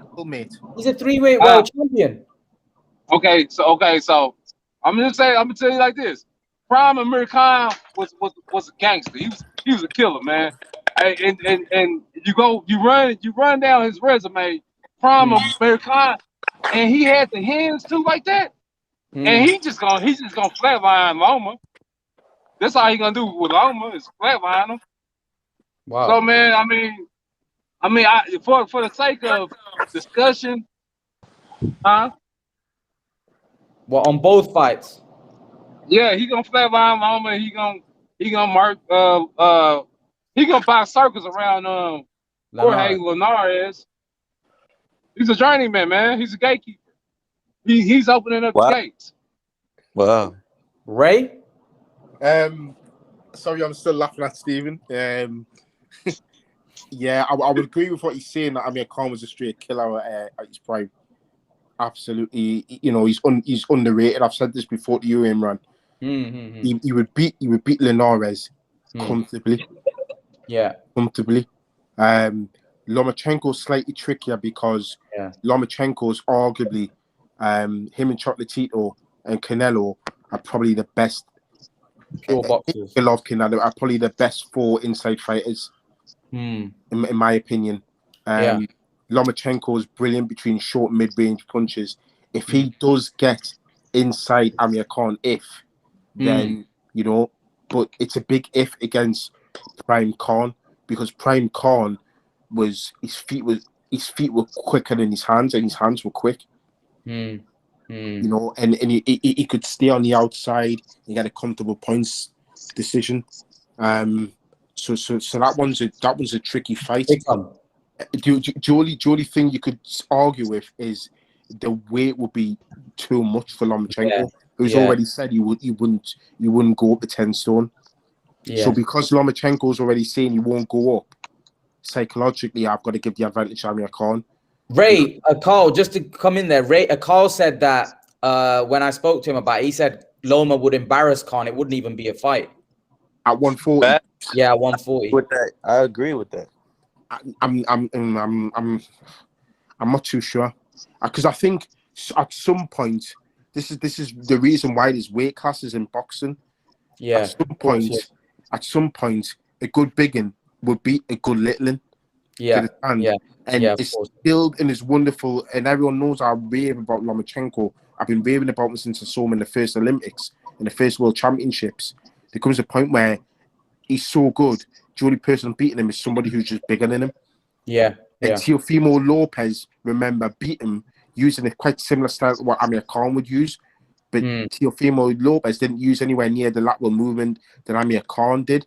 And that's what people are forgetting.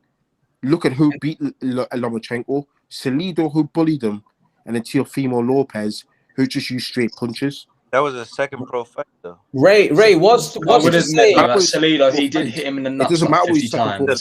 He still hit him in the nuts 50 times. He still got Here's the thing, Ray, what's to say that Khan can't hurt Lomachenko? He's way bigger. He can't. Khan has no power. Khan has power. What he had Maidana, Don. Prime Khan had power, mate. I promise you that. Hang on. Because last night I was answering the question. Yeah, go on, Ray. Who said Khan don't have no power? That's Don nonsense. Dada said that. Don Dada. That's nonsense. Who else you know that floored Maidana with a body shot? You need to stop them. Yeah, I remember that, and I haven't even watched it. You need to stop them. That was in the first round. Lomachenko is the best boxer since Muhammad Ali, like Bob Abrams. Ooh. What? You saying he's better than Sugar Ray? Yes. You think Khan could take a hit from Linares? Who said that, Dondona? Yes. Bro, what time is it over there? I'm in America. I know you're in America. I'm saying, what time is it over there? I think you need to go to sleep, bro. Steven's getting angry. Steven's getting steam out of his ears hearing that. What did Don Dada say? For the world title within 3 fights. Lomachenko is a 2-time gold medalist. I know that. Yeah. I know that. But he ain't the best boxer since Muhammad Ali.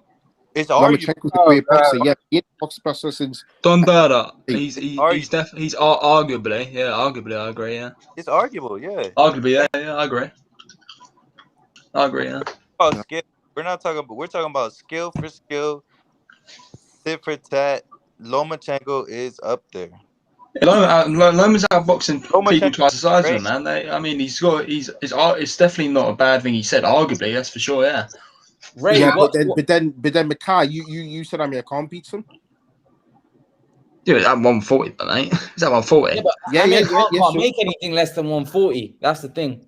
This at 140 though. I mean, the thing is, I wasn't sure about it though. I wasn't sure about it. I did say Loma can. Sugar Ray Leonard went away from the ring for 4 years, came back, and then fought Hagler. Yeah. Can you see Lomachenko doing that? No. He already did that. Oh no, I mean, he already did that. Lomachenko. He did that against who? He's a small 5-pounder. A small. Yeah, man. He is outboxing people twice a man. Look what he's done to Nakatane. You know what? Lomachenko is a 126-pounder. You know what? Go on, Steven. You know what? I gotta salute you, man. It wasn't the fact. It was the mere fact that you. It wasn't the fact that you said it, but it was the fact that you believed it. I gotta salute you, man. I mean, since Muhammad Ali, man, you know, there's Sweet Pea, Parnell Whitaker. You got was just relied on Taylor Hoyer. Wow, you're really underestimating Loma there, man. Loma's footwork. But the fact you said that. Come on. Wait, hold on. Wait. The fact that you said it and you believed it, I believe you. To be honest, I thought this was known to everyone. I thought everybody would agree. Yeah, I agree with you. It's definitely arguably, that's for sure. No. Don't get me wrong. Lomachenko's going to be an all-time great. I wouldn't put him. I'm surprised behind Muhammad Ali. That feels like this. So Don Dada, okay, coming back to the question then, okay, in your opinion then, Amir Khan prime Amir Khan at 140 against Linares and against Lomachenko, who wins? Khan beats Linares. Yeah. Lomachenko beats both. He beat Linares, yeah, he beat Linares. Yeah, already. Khan too. Look at it like this. Lomachenko's prime was probably in his amateurs. Good point. Look how long he had 400 fights with how many losses? He's a much better fighter now, though. He had like two. I think he had one loss, and he avenged that guy like 3 times. He's better is that he professionals to amateurs is a little different, so he accustomed to professional. That's what the Salido fight was. So break the Khan fight down then. How do you think it plays out? Lomachenko Khan. How do you see him beating Khan then?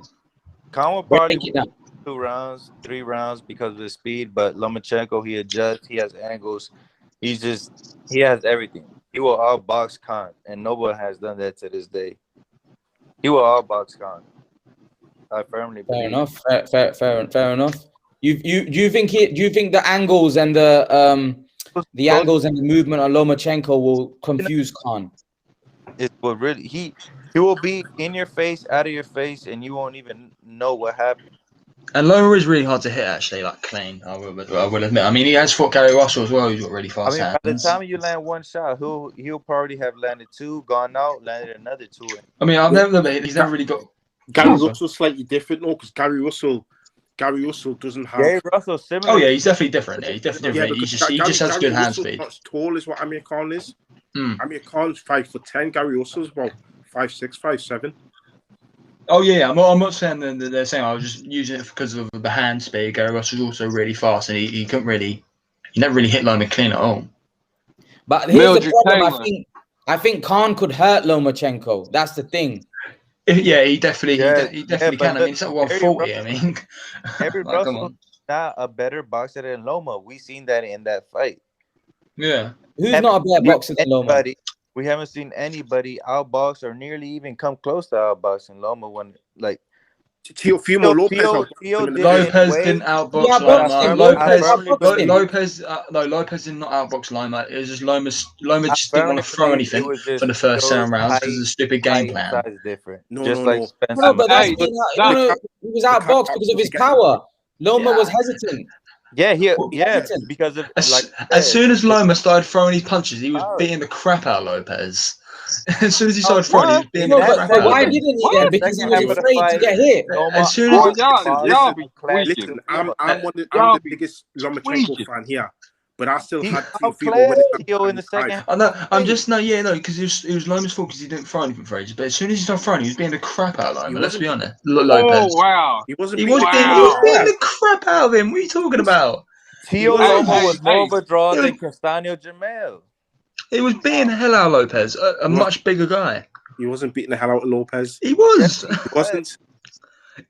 He was. I mean, Lopez tried using that Mayweather defense, but it never worked. He was just getting popped. He outclassed Teo the second half of the fight. Brotherhood. Salido didn't outbox Loma. If you think like getting him and that's like 50 times outboxing, then you're right. No, nobody said that Salido outboxed Lomachenko. The Brotherhood said it. The Brotherhood said it in the comments. All right, okay. But the Brotherhood said a lot of things. But let me be honest with you. Salido just outmanned him. That's a difference. He outmanned him. That was a welcome to the professional ranks. That was what that was. So were you aware of the 50 nut shots? Lopez was slightly different. Lopez, he didn't. Can I ask a question? Lopez, man. Go on. Can I ask a question? Hit Loma anyway. 7 rounds. Let me ask a question. Let Stephen talk. All right. Hey, I want to ask Makai. Makai, how old are you? Do you mind revealing your age? No, what did you say? How old are you, Makai? How old are you? Oh, 17. 17. You're 17? Okay. Okay. And Don Dada, how old are you? I'm 26. 26. Huh? 26. Okay. So, and man, I'm gonna be cool, and because it ain't in my MO to your opinion is your opinion, but there's a lot of boxing, man, that's transpired over the last 100 years, and I just don't want you going around saying that. Now, you really believe that, you can go ahead and believe it, but I really don't want you going around saying that Lomachenko is the best fighter, the greatest fighter since Muhammad Ali. It don't even sound right, man. It don't even sound right. Better. Floyd? Bob Arum said it, didn't he, Stephen? You're going to say Floyd is better? Floyd is better, way better. You don't think Floyd's better than Loma? Floyd, Pretty Boy was okay. I mean, he was great. Pretty Boy was but Mayweather had defense, but he had no attack. Lomachenko had an attack. Who do you guys think would win, Loma or Mayweather at 135? Mayweather with ease. Of course. Lomachenko is a 126 pounder. He's not 135. 135. But he's fighting. Loma is fighting at 135, so that is his division. Who do you think wins? Mayweather, Pretty Boy, or Loma at 135? Who do you think wins? The other. Pretty Boy. He's just too big. He's big guy, man. I think 126. It'll be a good fight, but yeah, obviously, I think Pretty Boy would win. Yeah, that's the only reason he beat Manny. He's just too big for Manny. Manny's 5'6". He's just too big, and he's good. Nah, I wouldn't say he's just too big because I mean, Manny did beat like guys like Margarita and all that. Floyd is just a good boxer. Floyd is a skilled. Floyd is just a great boxer. Let me just get this clear. Do you think Lomachenko's better than Floyd as a boxer? When it comes to overall, yeah, you're entitled to your opinion, man. You're allowed to say whatever you want. I don't mind anyone that says anything. You're entitled to your opinion, bro. No, hold on, Imran. Just look at this. Does Floyd Mayweather, when it comes to attack, and I'm talking about money Mayweather, right? Okay, attacking, does he attack better than Lomachenko does? Nope. Don't let's stop avoiding the question he asked you. Who's the better boxer, Mayweather or Lomachenko? It's a simple question. We're not going to laugh at you. I mean, Ray might. I don't know. In Lomachenko. That's the question. Lomachenko, come on, please. Explain yourself. I mean, I don't think it's a bad thing that he's saying that, to be honest. Yes, he's brilliant at defense, and I just said he will beat Loma at 135. But Loma's a small guy. But like skill comes to attack, Mayweather, he can't do you know how you said since Muhammad Ali, he's the best boxer since Muhammad Ali. I'm trying to get how great do you think Lomachenko is? Do you see where I'm coming from? That's why I asked you, because Floyd is one of the best, right? So I'm trying to get how high do you rate Lomachenko? That's what I'm trying to say. Highly. How many fights does he have? 17, 18? He's already a 3-division world champion. He was nearly undisputed. Nearly. He has a chance against that Teal rematch. I think he'll get him in a rematch. He had. Do you think Lomachenko's greater than Mayweather? To me? Yeah. Mayweather did it. Right, yeah, he's definitely not greater than Mayweather. Won the gold medal twice. I don't think he's greater than Mayweather. Guys, if you think that, it's fair enough. You're entitled to your opinion. I always say everyone's. I'm not talking about resume. I'm talking about strictly skill. Skill. So you think Loma's more skilled than Mayweather? When it comes to attacking and breaking down his opponent, yes. Fair enough. Yeah, I agree. But y'all look at Steven shaking his head. I mean, Mayweather is a defensive fighter. He's a defensive fighter, and I'm saying Loma attacks better, but that's not Floyd Mayweather's forte. He's a defensive fighter, right or wrong. Okay, then what I would say is that you're entitled to your opinion, and you're entitled to whatever you think, and Steven's entitled to his opinion. So now I'm going to bring Steven in so then he can counter, and then you two can go back and forth. Steven, your response. Yes, your response to what you heard. I mean, you know what? You know what, man? If you like it, I love it.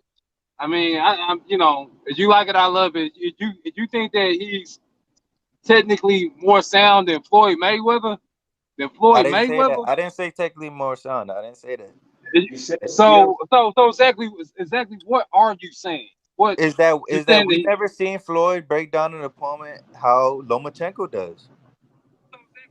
We've seen Floyd break down plenty of opponents. But not like Lomachenko. We've seen it. As a matter of fact, we've seen it 50 times. Lomachenko. We've seen it.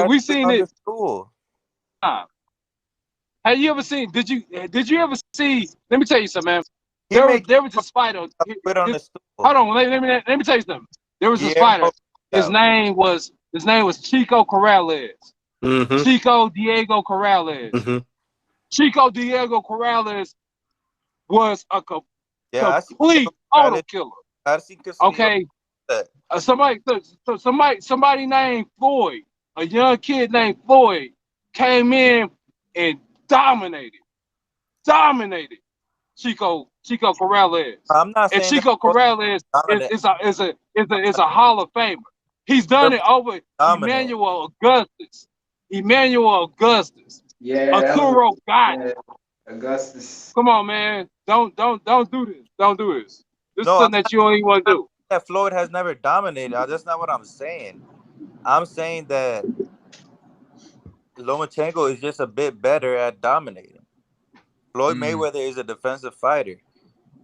Okay. But Here's the thing, though, Don Dada. You know, when you say Floyd when he was money, you do remember he went up like 5 or 6 weight classes, right? And you do know those guys were monsters up there. Like, do you honestly think he's going to go up there and try to trade with Cotto or try to trade with Mosley or try to trade? You already saw what Mosley did when he caught him with the right hand. Those guys were big and strong.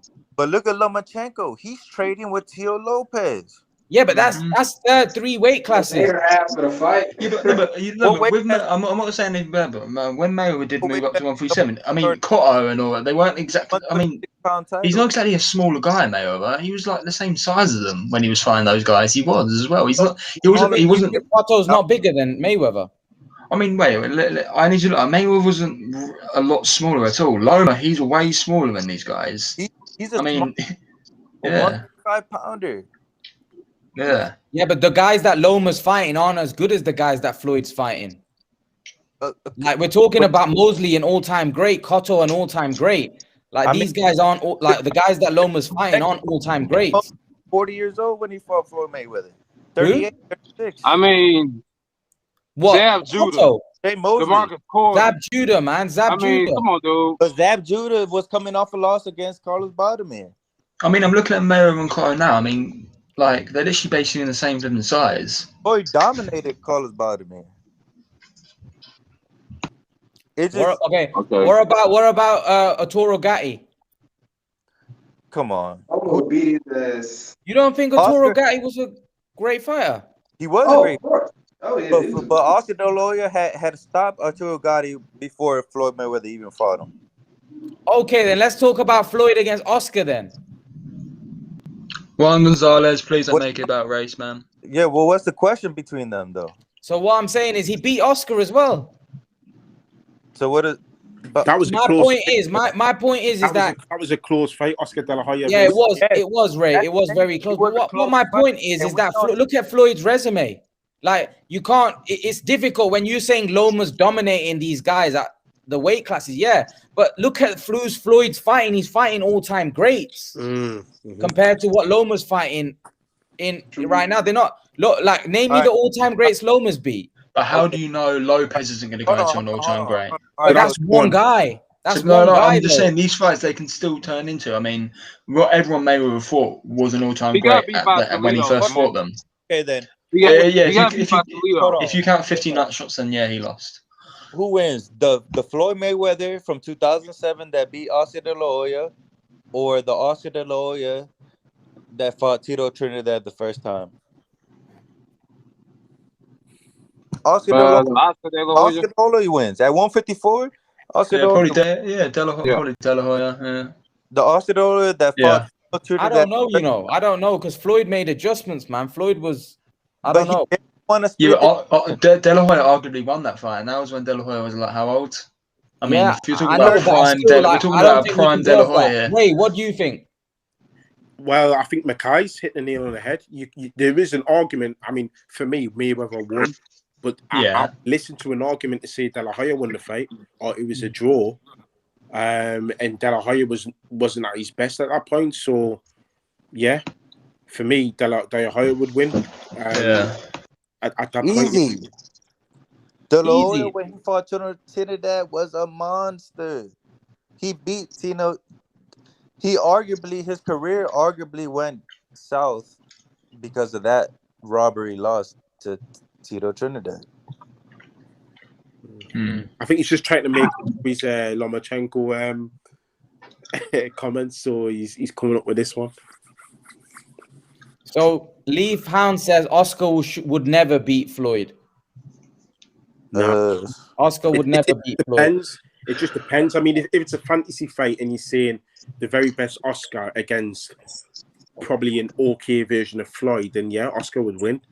I mean, what we know is that old Oscar De La Hoya lost a split decision. Yeah, exactly. And the old Oscar. That's a fact, you know. Yeah, I tell you what, Imran, and I know you got a couple of these fantasy fans lined up. I'm just interested because I know me and you got a lot of stick for it. I'm just interested to see, because we're on about Amir Khan, who these guys think would win between Amir Khan and Ricky Hatton. Yeah, Mackay. Amir Khan would win that. Brendan? I'm sorry. Go on, Mackay. Sorry, go on. People just really underestimate Khan. I mean, Khan's a really good man. He is really good. Yeah, I think it's because of the chin, right? That's why people. Yeah, it's because of the chin. It's because of the chin, but he's a really good boxer. Yeah. Brendan, what's the question again? Amir Khan v Ricky Hatton versus Ricky Hatton. I don't know. I think I think Khan would be just too much for him. Probably too fast for him. When I think of that fight, I think I got Khan. You got Khan by stoppage points. What have you got? Probably by unanimous decision. Fair enough. Steven's already told me. I've asked Steven about this. He's already. But go on, Steven. Say it again. Amir King Khan. Okay. Ray. Ray, I already know your thoughts. Ray, go on. Yeah. Go on, Ray. It's for me. It's got to be Amir Khan all day long. I think he highlights a lot of Ricky Hatton's flaws. I keep saying about Ricky. Not many people pick it up, but if you watch Ricky Hatton's fights closely, you see he telegraphs his punches. He always cocks his hand before he does that. You can't before he throws it. You can't afford to do that against somebody who's quick. It's fast, as sharp as Amir Khan. I just think Amir Khan just picks him off from the outside. How on earth did you guys get stick for that? I mean, I think most people would pick Khan. No, well, I wouldn't say they would. Yeah, really? Yeah. Me and Imran have had a lot of stick. Yeah, of course. A lot of stick. Jesus. I see why. You know, Hatton's more liked in the UK than Khan. So yeah, that's it. Hatton's seen as the golden boy, isn't he? Yeah, true. Don Dada, what's your opinion? I'd take Ricky Hatton over Amir Khan. All right. What's your breakdown of how do you see that fight going? I mean, he's a bigger puncher. Is he? Hatton. Ricky Hatton? Is he? Would he not be? I agree. Slightly. Not by much. Ricky Hatton was a bigger puncher. He's a bigger puncher than Amir Khan. I don't think Ricky Hatton was that big of a puncher. Bigger puncher than Khan, though. No, he had a good left hook, to the body. I wouldn't say he was a bigger puncher. I wouldn't say either were big punchers. Solid. They weren't, but Ricky Hatton. I think Ricky Hatton was just a little bit better at technical. So you think he'd knock Khan out then? He would have not. I mean, possibly he could. Yeah, I feel like Ricky Hatton's just a little bit more fundamental, more technical. You think Ricky Hatton's got better fundamentals than Khan?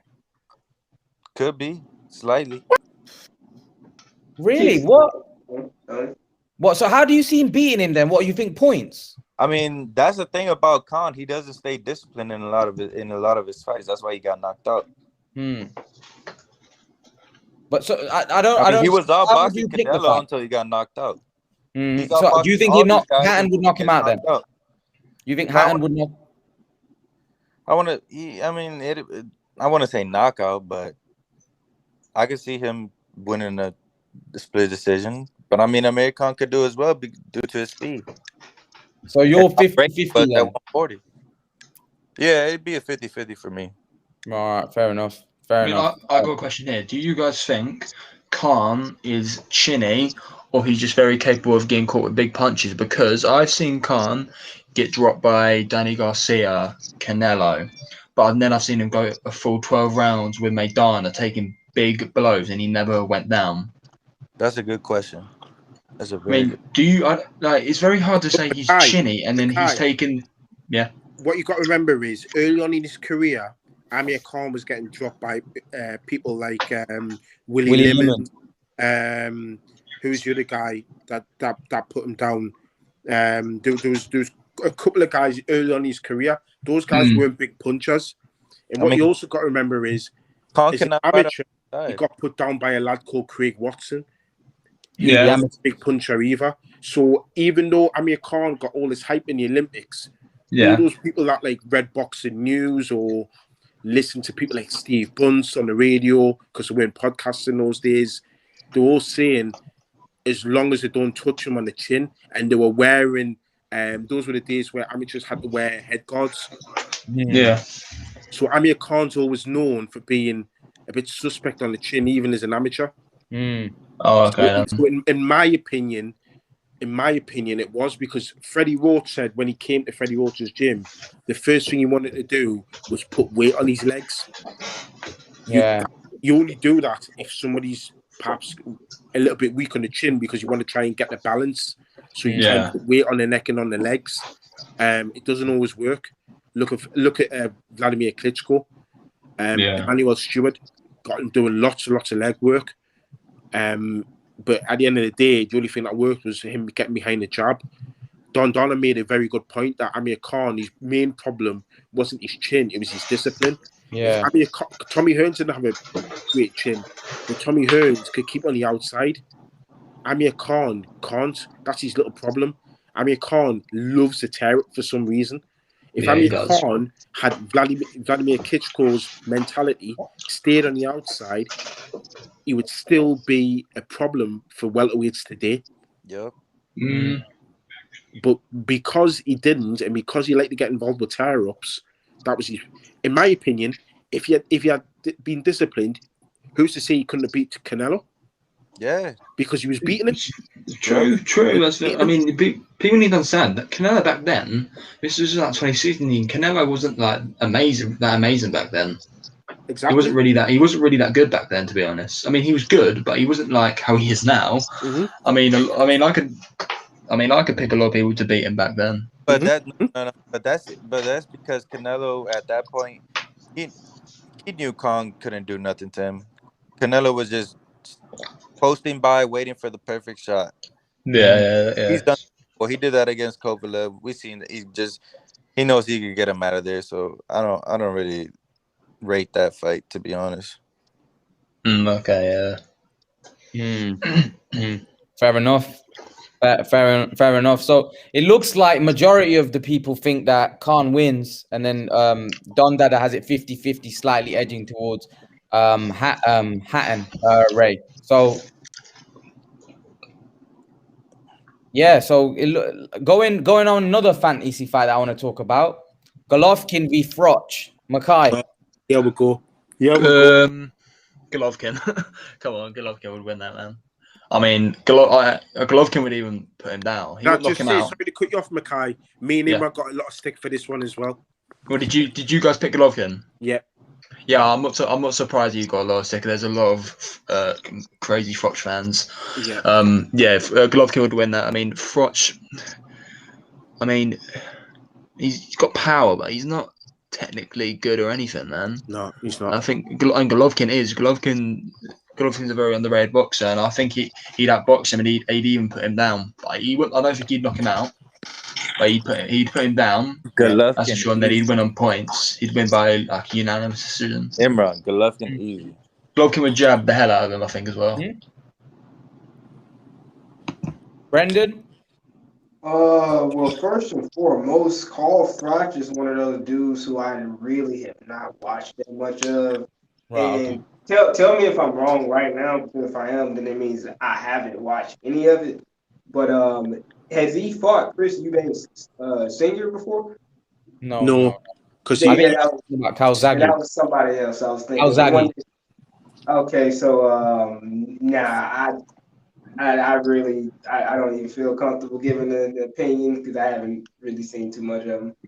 But if the guy, because I heard somebody say that he's like you say he isn't that much fundamentally sound, because if you're not fundamentally sound and someone that has decent power, you're not beating Triple G, especially in their prime. So I'd go Triple G based off what I've heard so far. Steven, Golovkin v. Froch. Talking about Gennady with Abel Sanchez training up in Big Bear. Man, Gennady all day, man. Carl Froch goes night. Yeah. Ray? And just a disclaimer, Gennady Golovkin, to me, that's one of my favorite fighters ever. Yeah, monster. So, yeah, I think Imran Mackay said it again. He's hit the nail on the head again. Golovkin's underrated. Oh yeah, very, very underrated, and I'll tell you why. Because he comes forward, but people don't realize that that's a skill in itself. He cuts off the ring beautifully, and his opponents always have their backs on the ropes. That's a good sign that somebody's cutting off the ring well. Castano did it against Jamel Charlo. People think, oh, that fighter's gone on the back of the ropes. No, the opponents push you back by cutting off the ring. He's limited your options. You can't move. Carl Froch has got no footwork. He's got no head movement. He's got a very lazy jab. So how's he going to keep Golovkin off? Right, he's a sick duck. Yeah, he's a sick duck. So what you got to realize is Golovkin's very adept at using his feet to get out of there. The problem with Golovkin is he knows his opponents aren't as strong as him, so he walks forward, he lets them hit him, and then he just bullies them. But against Froch, you'd be a lot smarter. I just think he's so technically sound, Golovkin, because he's so powerful. People just focus on his punching ability, and they just call him a puncher. But he's a very smart, come-forward fighter. I would even call him a box puncher. Because he's got, for me, I know Christian said it the other day, Jamal Charlo, the 161, he's got the best jab in boxing. I completely disagree. If you ask me, Golovkin's got a far better jab than Jamal Charlo. It's like backhand, mate. I'm telling you now. He throws about 20 power jabs around. Jamal Charlo's not even close to that. So once Carl Froch, because he can't move his head, he can't move his feet, he's going to be eating those jabs all night. They're going to break him down. So Golovkin's either going to win by points or he's going to stop him. Yeah. He knocked down his last, who was the Sarametta? He knocked him down with a jab in the middle. Exactly. When you talk about, the thing is, Brendan, when people talk to you about Golovkin, they bring up the Deryachenko fight. But like what Steven said, that I think that was his first fight with Jonathan Banks. Am I right there? I think that was his first fight with Jonathan Banks. His second fight with Jonathan Banks, he saw what time it is. Do you see what I mean? Because that was a Jared Matter fight. So I don't think Golovkin's as washed up as what everyone else is. Yeah, he's 39. I think he beats everybody. He should have stopped Jared Matter. And I'm not trying to give any excuses for Golovkin, but Hearn did say that Golovkin was really ill when he fought Deryachenko, but Golovkin just never said it because he never says excuses. And come on, you just can see Golovkin looks so ill, man. He looks so ill. The thing is, I'm sure that was his first, because for me, he should have stayed with Abel Sanchez. Because when he was up with Abel Sanchez, he was, apart from the Canelo, 2 fights with Canelo, he was untouchable. And I just think because of a change of trainer, change of camps, change of scenery, that's probably been the difference, as well as him being not well. But Golovkin is serious. He's absolutely serious. And I know Imran put a video saying there's a possibility Golovkin could come up and become undisputed at middleweight. I would have to agree. I would have to agree. Who do you think he's toughest fight at middleweight? The thing is, though, what people don't realise is the last thing that goes is your punch. Look at George Foreman. He still had that punch at 46 years old. If you So if GGG beats Murata, who does GGG fight next? Why can't he fight Charlo? Either Charlo or Andrade. No. So they'll have I'm getting tired of the fans that keep saying Golovkin's stuck in Charlo as well. I'm getting tired of them, so I want to see that fight. Would he fight Charlo? Why after Murata? Why can't he fight Charlo? Will PBC allow Charlo to fight Golovkin? I don't think the PBC will actually let Charlo fight Golovkin. But the thing is, though, Mackay, you and that both know, Mackay, being British, that the rhetoric that's going to come out of America is it's not PBC not allowing Charlo to fight Golovkin. They're going to spin it to say Golovkin's running away from Charlo. I mean, people don't understand, right? Tom Loeffler, he said it multiple times in interviews. He called PBC, called everyone, because no one wanted to fight Golovkin. No mention of Charlo. They never gave Charlo to Golovkin. Golovkin was trying to fight everyone. Do you remember that stage where he was trying to fight everyone? Yeah. Like now, obviously, he's not like that anymore. I mean, he's getting old now.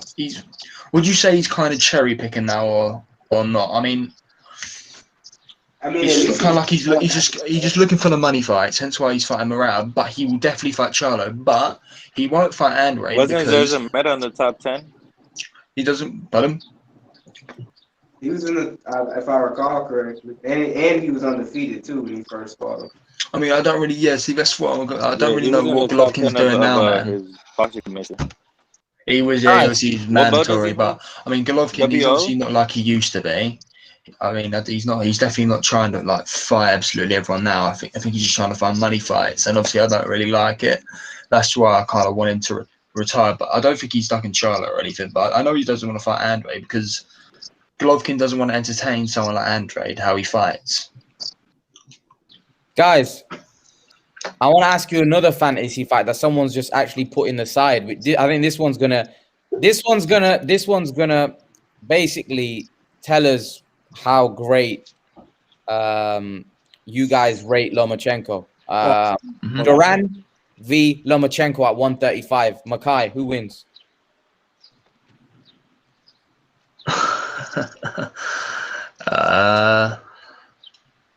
I think it's a no-brainer, Makai, honestly. Yeah, so do I. It's definitely not a no-brainer. You don't think it's a no-brainer? I'm guessing you're going for Duran. Yeah. I probably would favor Duran, but it's not a no-brainer. It's a no-brainer. So you think Lomachenko could beat Duran at 135? No. I said I favor Duran, but it's definitely not a no-brainer. It's definitely not just like that. I think it is. It's definitely Duran beat Sugar Ray Leonard at 147 at welterweight. I mean, and to be honest, we have to understand the fighters back then, they were just a different breed, really. Come on, like, I mean, especially Duran. I mean, he had nothing. The monster. Skill for skill, Loma's better, but at 135, Duran would definitely win. Brendan? When I first started watching like Roberto Duran and the Four Kings, and I saw everything that Duran did at lightweight, and then what he did when he jumped up 2 weight classes and beat Sugar Ray Leonard in that fight, that there is no.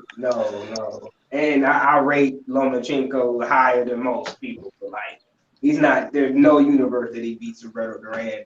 Like prime. But Duran's been outboxed a couple times in his career. Yeah, wasn't it Lalonde, what's his name? One of our UK fighters beat him.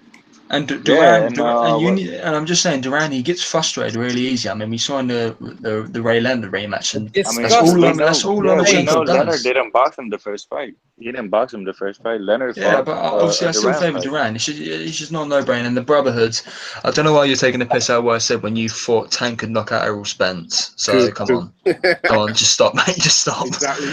Jesus Christ, honestly, mate. Your face. Honestly, the Brotherhood, man. Steven's not happy. You do surprise me. Steven. Complaining about. You don't seem happy, man.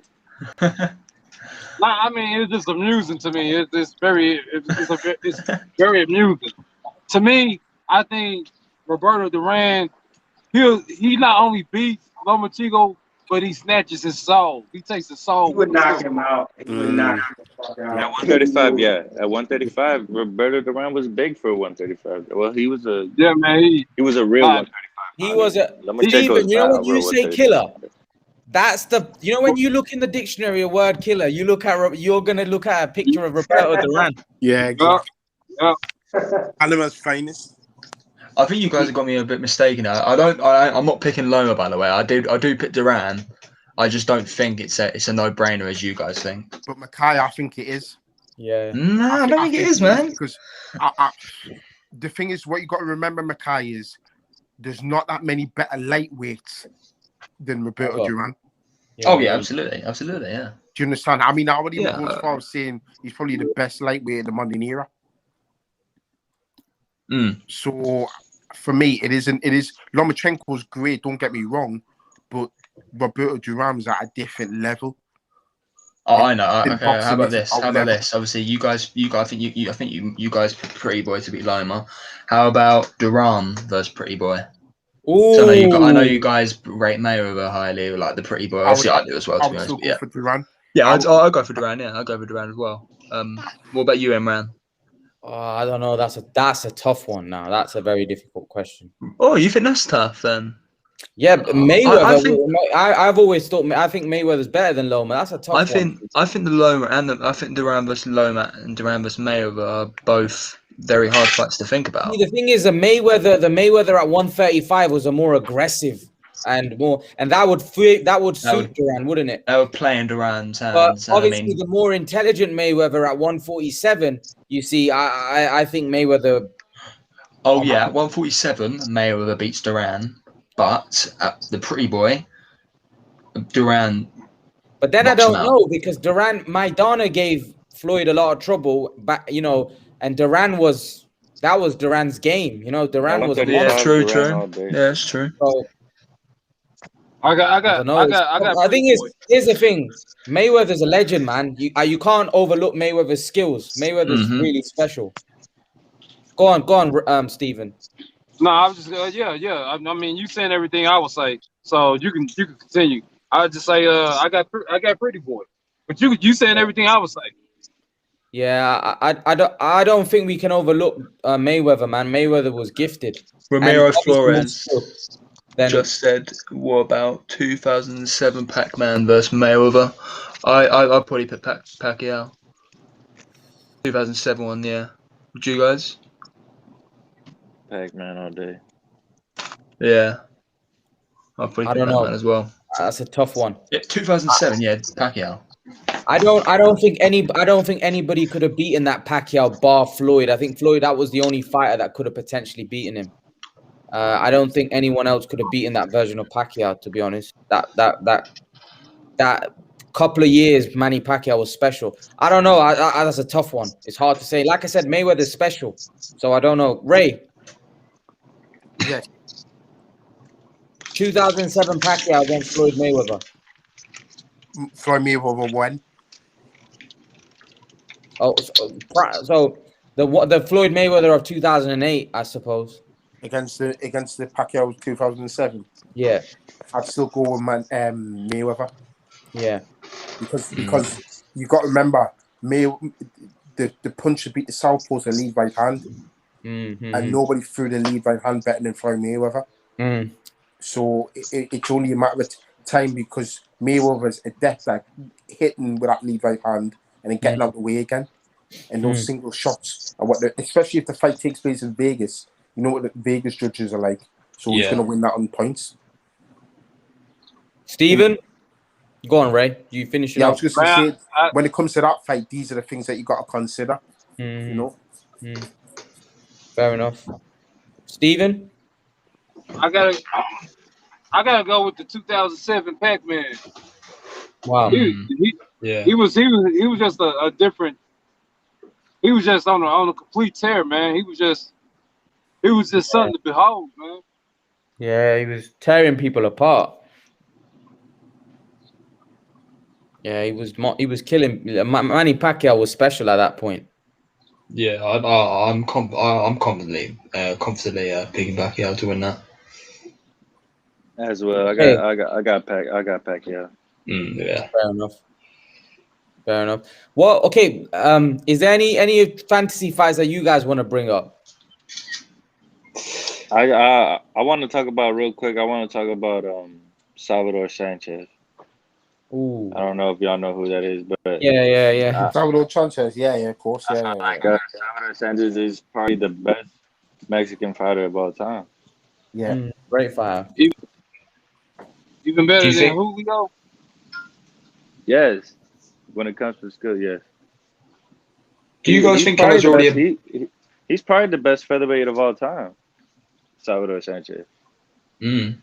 At 126. Yeah. Great. He was a great fighter. He beat a lot of great fighters, man. Before he tragically passed away at 23, he had I think 9 defenses of his title. 9. Before the age of 23. He beat some really. He beat some good fighters, man. He beat Azuma Nelson. You know what I mean? Azuma Nelson, yes. Azuma Nelson was great. Azuma Nelson was quality. He's a Hall of Famer. Yeah. Azuma Nelson was fantastic. Yeah, he was brilliant. He was great. He was a Hall of Famer. He also beat Wilfredo. What was his last name? Benitez. Yeah, Wilfredo Benitez. Yeah. Yeah, Wilfredo Benitez. The Brotherhood has asked a question.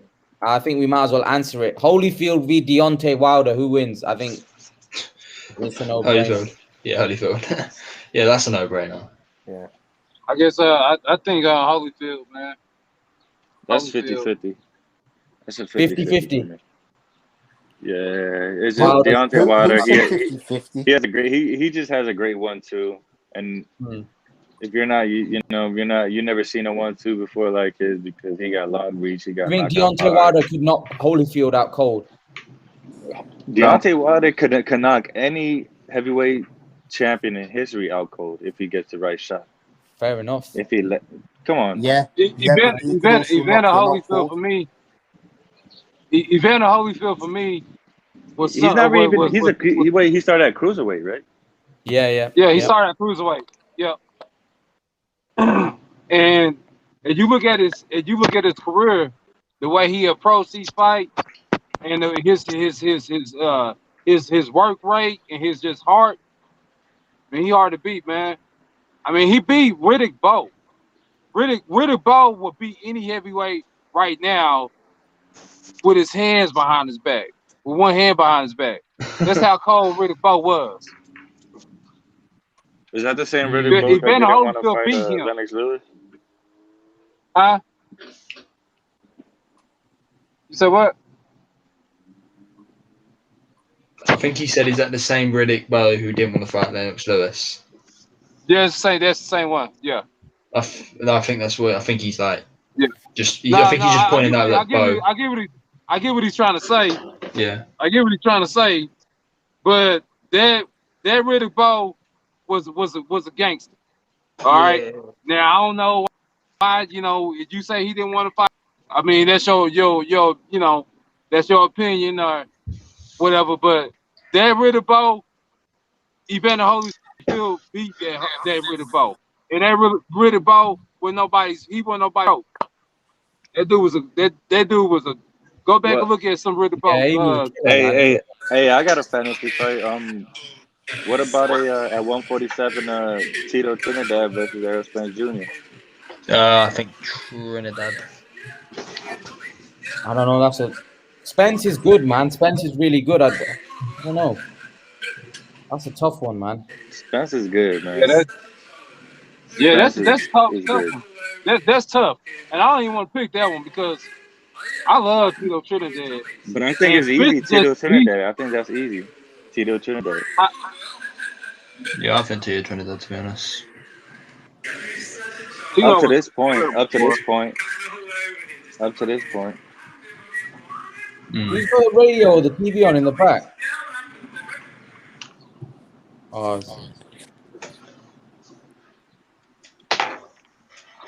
Yeah, so I was gonna ask Stephen, to you. Mike Tyson v. Anthony Joshua. It's tough. I'm gonna say, look, if Andy Ruiz could do it, I mean, Mike Tyson surely could do it. Yeah. So I'm gonna go with Mighty Mike. Ray? What was that, bro? Mike Tyson v. Anthony Joshua. Tyson. I tell you what, man, just really quick. I was just watching the video on my phone there between how Shane McGuigan and Carl Frampton have got some history. Yeah. They bumped into each other at fight camp. Did you see that, Mackay? Yeah, I mean, it wasn't actually I really thought it was going to get really bad because they really hate each other, but it looked like they were joking. It looked like they was having a lot. Watching it just there. I think, to be fair, I think I've heard they've said some words. So when I was watching the video, I thought, it's going to be spicy, but it wasn't that bad, to be fair. But so I was just watching on my phone there. Fair enough. But Mike Tyson would beat Joshua. How do you think it goes? How do you think that plays out? I'll tell you what happens. Joshua starts tentatively. He would use his jab, try and stay on the outside. He'd probably win the first round. Second round, Mike Tyson comes towards him. He bobs and weaves. He catches him with a left hook, and he finishes him off with a right hand. Joshua goes down. He gets up. Tyson does the same, but he knocks him out cold. I'll tell you where it happens. It happens just the way he did Marvis Frazier. He stick him and he gets stuck in time. That's the way it happens. Fair enough. Fair enough. Don Dada, Tyson v Joshua. Who you got? I actually got Anthony Joshua, to be honest. Oh, wow. Yeah. I mean, Don Dada, man, you go against the grain, man. I like it. You go against what we say. Yeah, you do, man. I mean, Tyson Tyson is already small for a heavyweight. He's already small for a heavyweight, and Joshua, Fury, Wilder, these are all big heavyweights, super heavyweights. Wow. You know what I mean? Can Tyson even beat a Klitschko? You don't think he beats Klitschko? I don't think Tyson would beat Vitaly. I don't think Tyson would beat Vitaly Klitschko. I think he would have destroyed Vladimir. You know what I mean? Yeah, he beats Vladimir, but Vitaly, mate, that guy had a chin, and the heavyweights he was so good. Yeah, Vitaly would definitely beat him. The heavyweights are way bigger now. I just see Anthony Joshua keeping in. If Joshua stays disciplined, Bruno was big. Don Dada, Bruno was big when Tyson knocked him out. He was massive. Yeah, but Bruno was okay. Joshua is not okay. He's not average. Joshua has talent. He's a gold medalist. I see Tyson being the crap out. I just see Joshua keeping. If he stays disciplined, he could keep him at the end of his jab and stay out of trouble. We seen Tyson have trouble with big guys. He's just small. I just don't see him beating Joshua. So you don't think Tyson could do what Ruiz did? Nah. He could hurt him. I mean, there's always that chance. Of course, Tyson is one of the deadliest punchers in the sport of boxing history. So it could always happen. But for some reason, I feel like that Ruiz Joshua was kind of a fluke, to be honest. Fair enough. We've seen how easily he outboxed Ruiz the second fight. Let's not act like we didn't see that either. I don't know. I think Makai, your opinion. I think Tyson beats the crap out of Joshua. Right. Fair enough.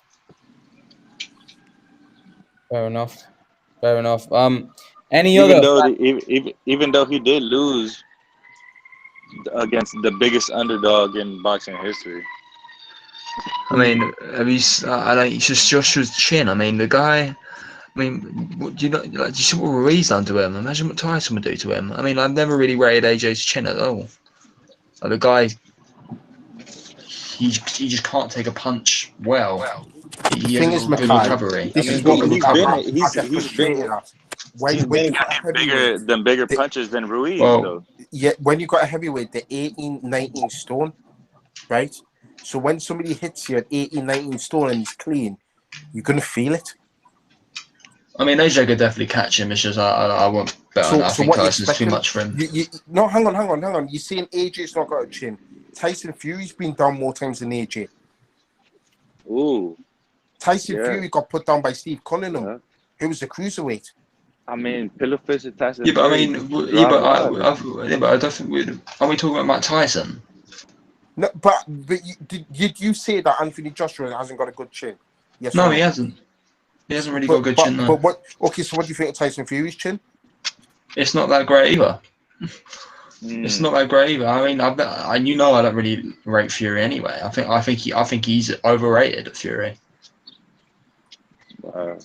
I think Fury's overrated. People like overrate that Wilder win so much. Like after he beat Wilder in the rematch, like people were saying he's as great as Ali, and I mean I'm not lying. We saw a lot of people say that they thought he was one of the best. They thought he'd beat Ali. They think he's like one of the greatest. Like, I mean, I don't think the guy hasn't even defended a belt yet.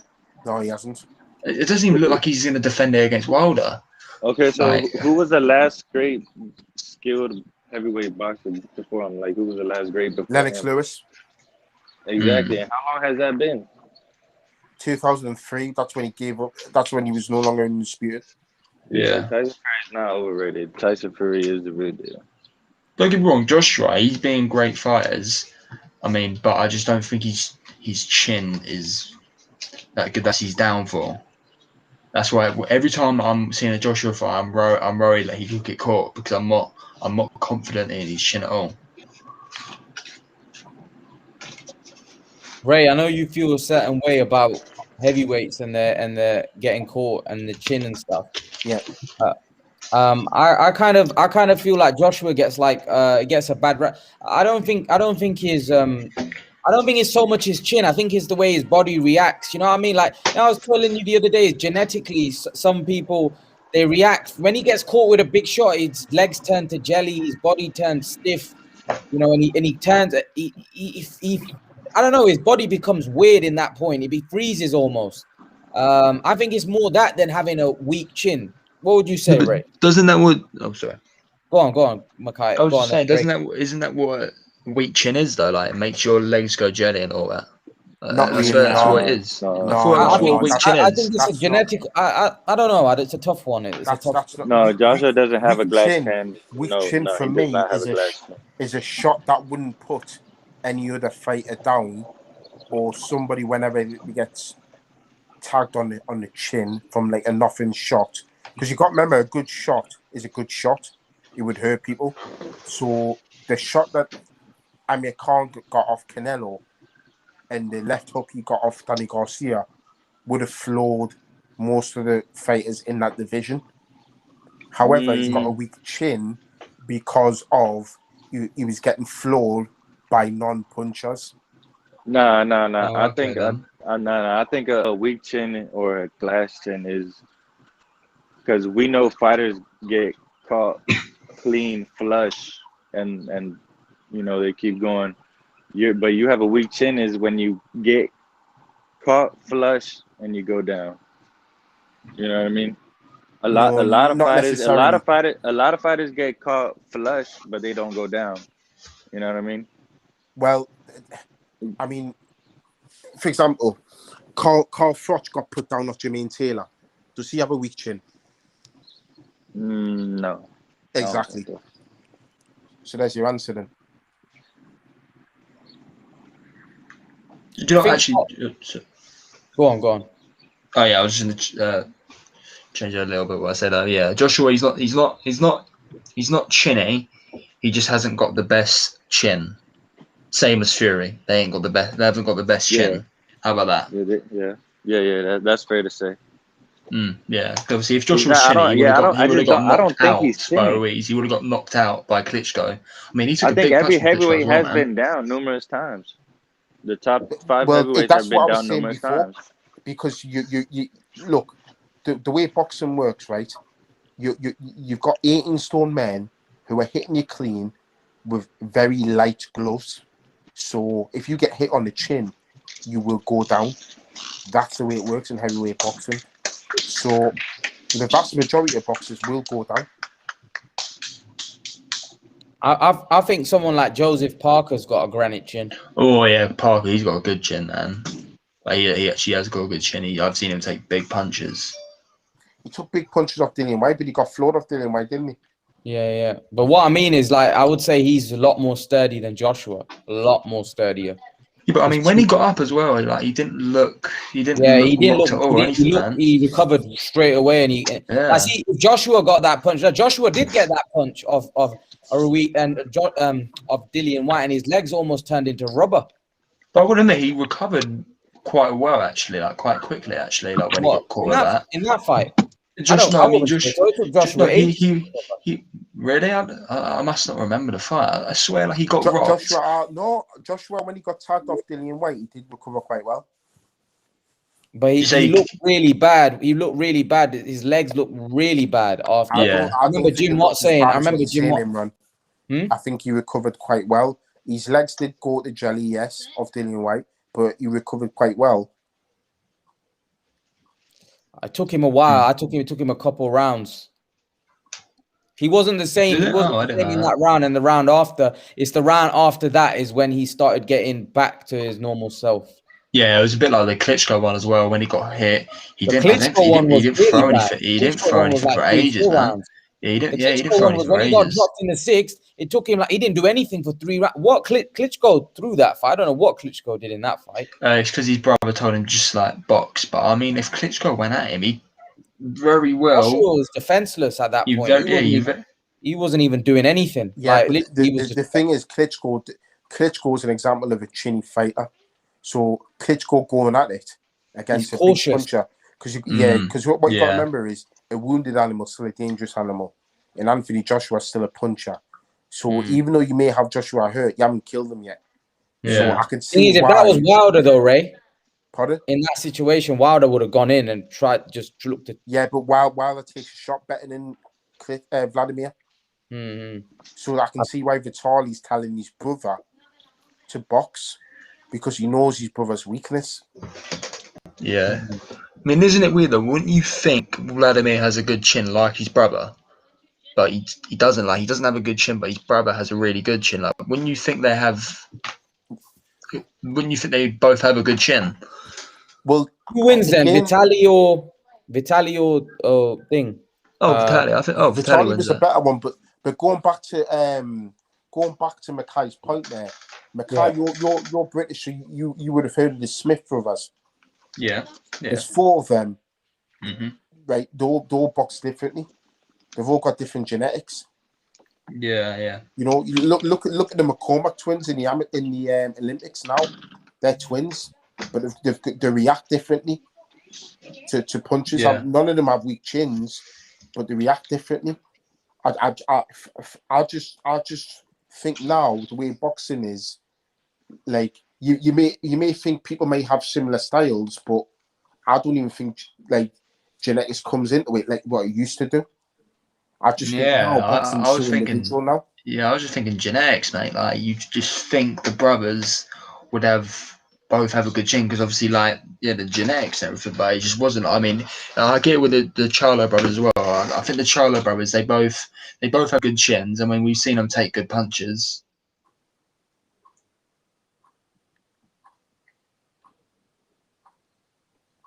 Okay. So we finish on this last one then. Someone's asking Calzaghe and Golovkin, who wins? Oh, Calzaghe's got a lot more skill than what Froch had. Calzaghe.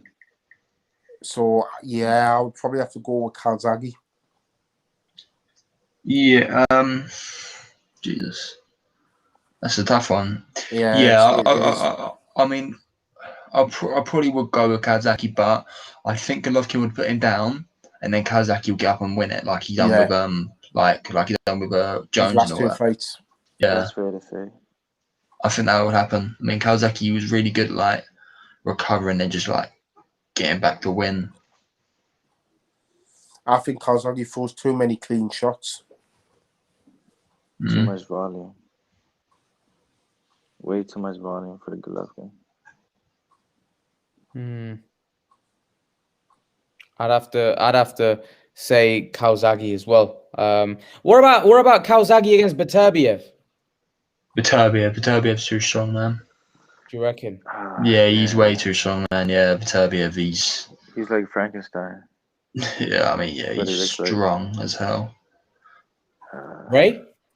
I might still say Calzaghe on this one. Nah, Beterbiev's too strong, man. I'm at 175, yeah. I don't know about y'all, but I rate Calzaghe. It's a hard one, this, because we don't really know what style beats Calzaghe. And I think Calzaghe could figure out Beterbiev, and he could make Beterbiev look really slow. Beterbiev is really slow. He's really slow. Yeah, he is really slow, but look at the fight where he unified the titles against Vosnich. Gavodic. Yeah. But this is the difference. There's him being slow, and then you capitalizing on that. Nobody's beating him. Nobody's capitalized on that. I think Calzaghe would have a really good chance. He's insanely slow. Insanely slow to me. Yeah, but he's very effective. I don't know him. For me, man, I would have to just slightly lean towards Calzaghe. Fair enough. Fair enough. I actually think it's a tough one that I can't really. Someone mentioned it in the side. I can't really think of. That's a really tough fight. I tell you what, man. Someone's just mentioned it's a good fight. Some kid just mentioned it's coming up, so it's not a fantasy fight. Rigondeaux against Casemiro. I think Casemiro knocks him out, man. Really, Mackay? Yeah, I think Rigondeaux, he's not the same anymore. I mean, he's literally he hasn't got no legs, man. He hasn't got his legs like he used to. Like the guy's like he's just like flat-footed now, really. He's not on his feet anymore like he used to. But if it was that Rigondeaux, then Rigondeaux. But he's not. He's a little bit washed up to me now. I think Casemiro. Yeah, I'd have to probably agree. I think Casemiro might be too young, too fresh. Rigondeaux might be 50 years of age. You know, I don't know how old that guy looks so old. So old, you know what I mean? Yeah, I just don't know what he's got left. Yeah. Like, but Rigondeaux in his prime, I think he would beat Casemiro. I think he'd be too skilled. Ray? I see where you're coming from. I mean, Rigondeaux being Nonito Doné. Yeah, he did, but that was when Rigondeaux was. The problem with Rigondeaux is when he was at his peak, he was avoided. So we didn't see him at his peak for very long. Got quick, they ducked him. No doubt. They did. But my argument is there's not that much miles on Rigondeaux's clock. Do you see what I mean? True. So if he's got that one last great fight in him, he may be. You can't hit what you can't see, and I think Casemiro may just struggle with that style. But I take what him and Mackay is saying that he's. I think he's what is he? Is he 40 years old now? Allegedly. Yeah, they say that he's about 40 something, but there's some say he could be 50. Yeah, he doesn't look young, does he? So, but I'm gonna go with Rigondeaux on this one. I could be wrong. I hold my hands up if I'm wrong, but I just think defensively, I think it'd be hard for Casemiro to hit him clean. You know, I just think he's a master, and the Lomachenko loss. Lomachenko was a couple of weights above him. Fair enough. I like Casemiro, I really do. I'm not slating him. I do like him, I do rate him. But I just think Rigondeaux, if he's got anything left of what he used to be, because he was outstanding. He was an outstanding amateur as well. I just, you know, he's a really slick defensive fighter. I hope Rigondeaux knocks him out because I hate Casemiro. I can't stand him. I mean, we were supposed to see it with the Inoue fight, but then the COVID stopped that from happening. But yeah, I hope Rigondeaux wins. That's for sure. I would like to see the winner fight Inoue. Oh yeah, I mean we were already supposed to get Inoue Casemiro, weren't we? I mean, I was looking forward to that fight, man. But you know what? I didn't see that fight competitive, so I just see Inoue destroying. Isn't one of them gonna fight Ronksavay? Pardon? Isn't one of them gonna fight what's his name? The one that beat Chocolatito. Oh, Estrada.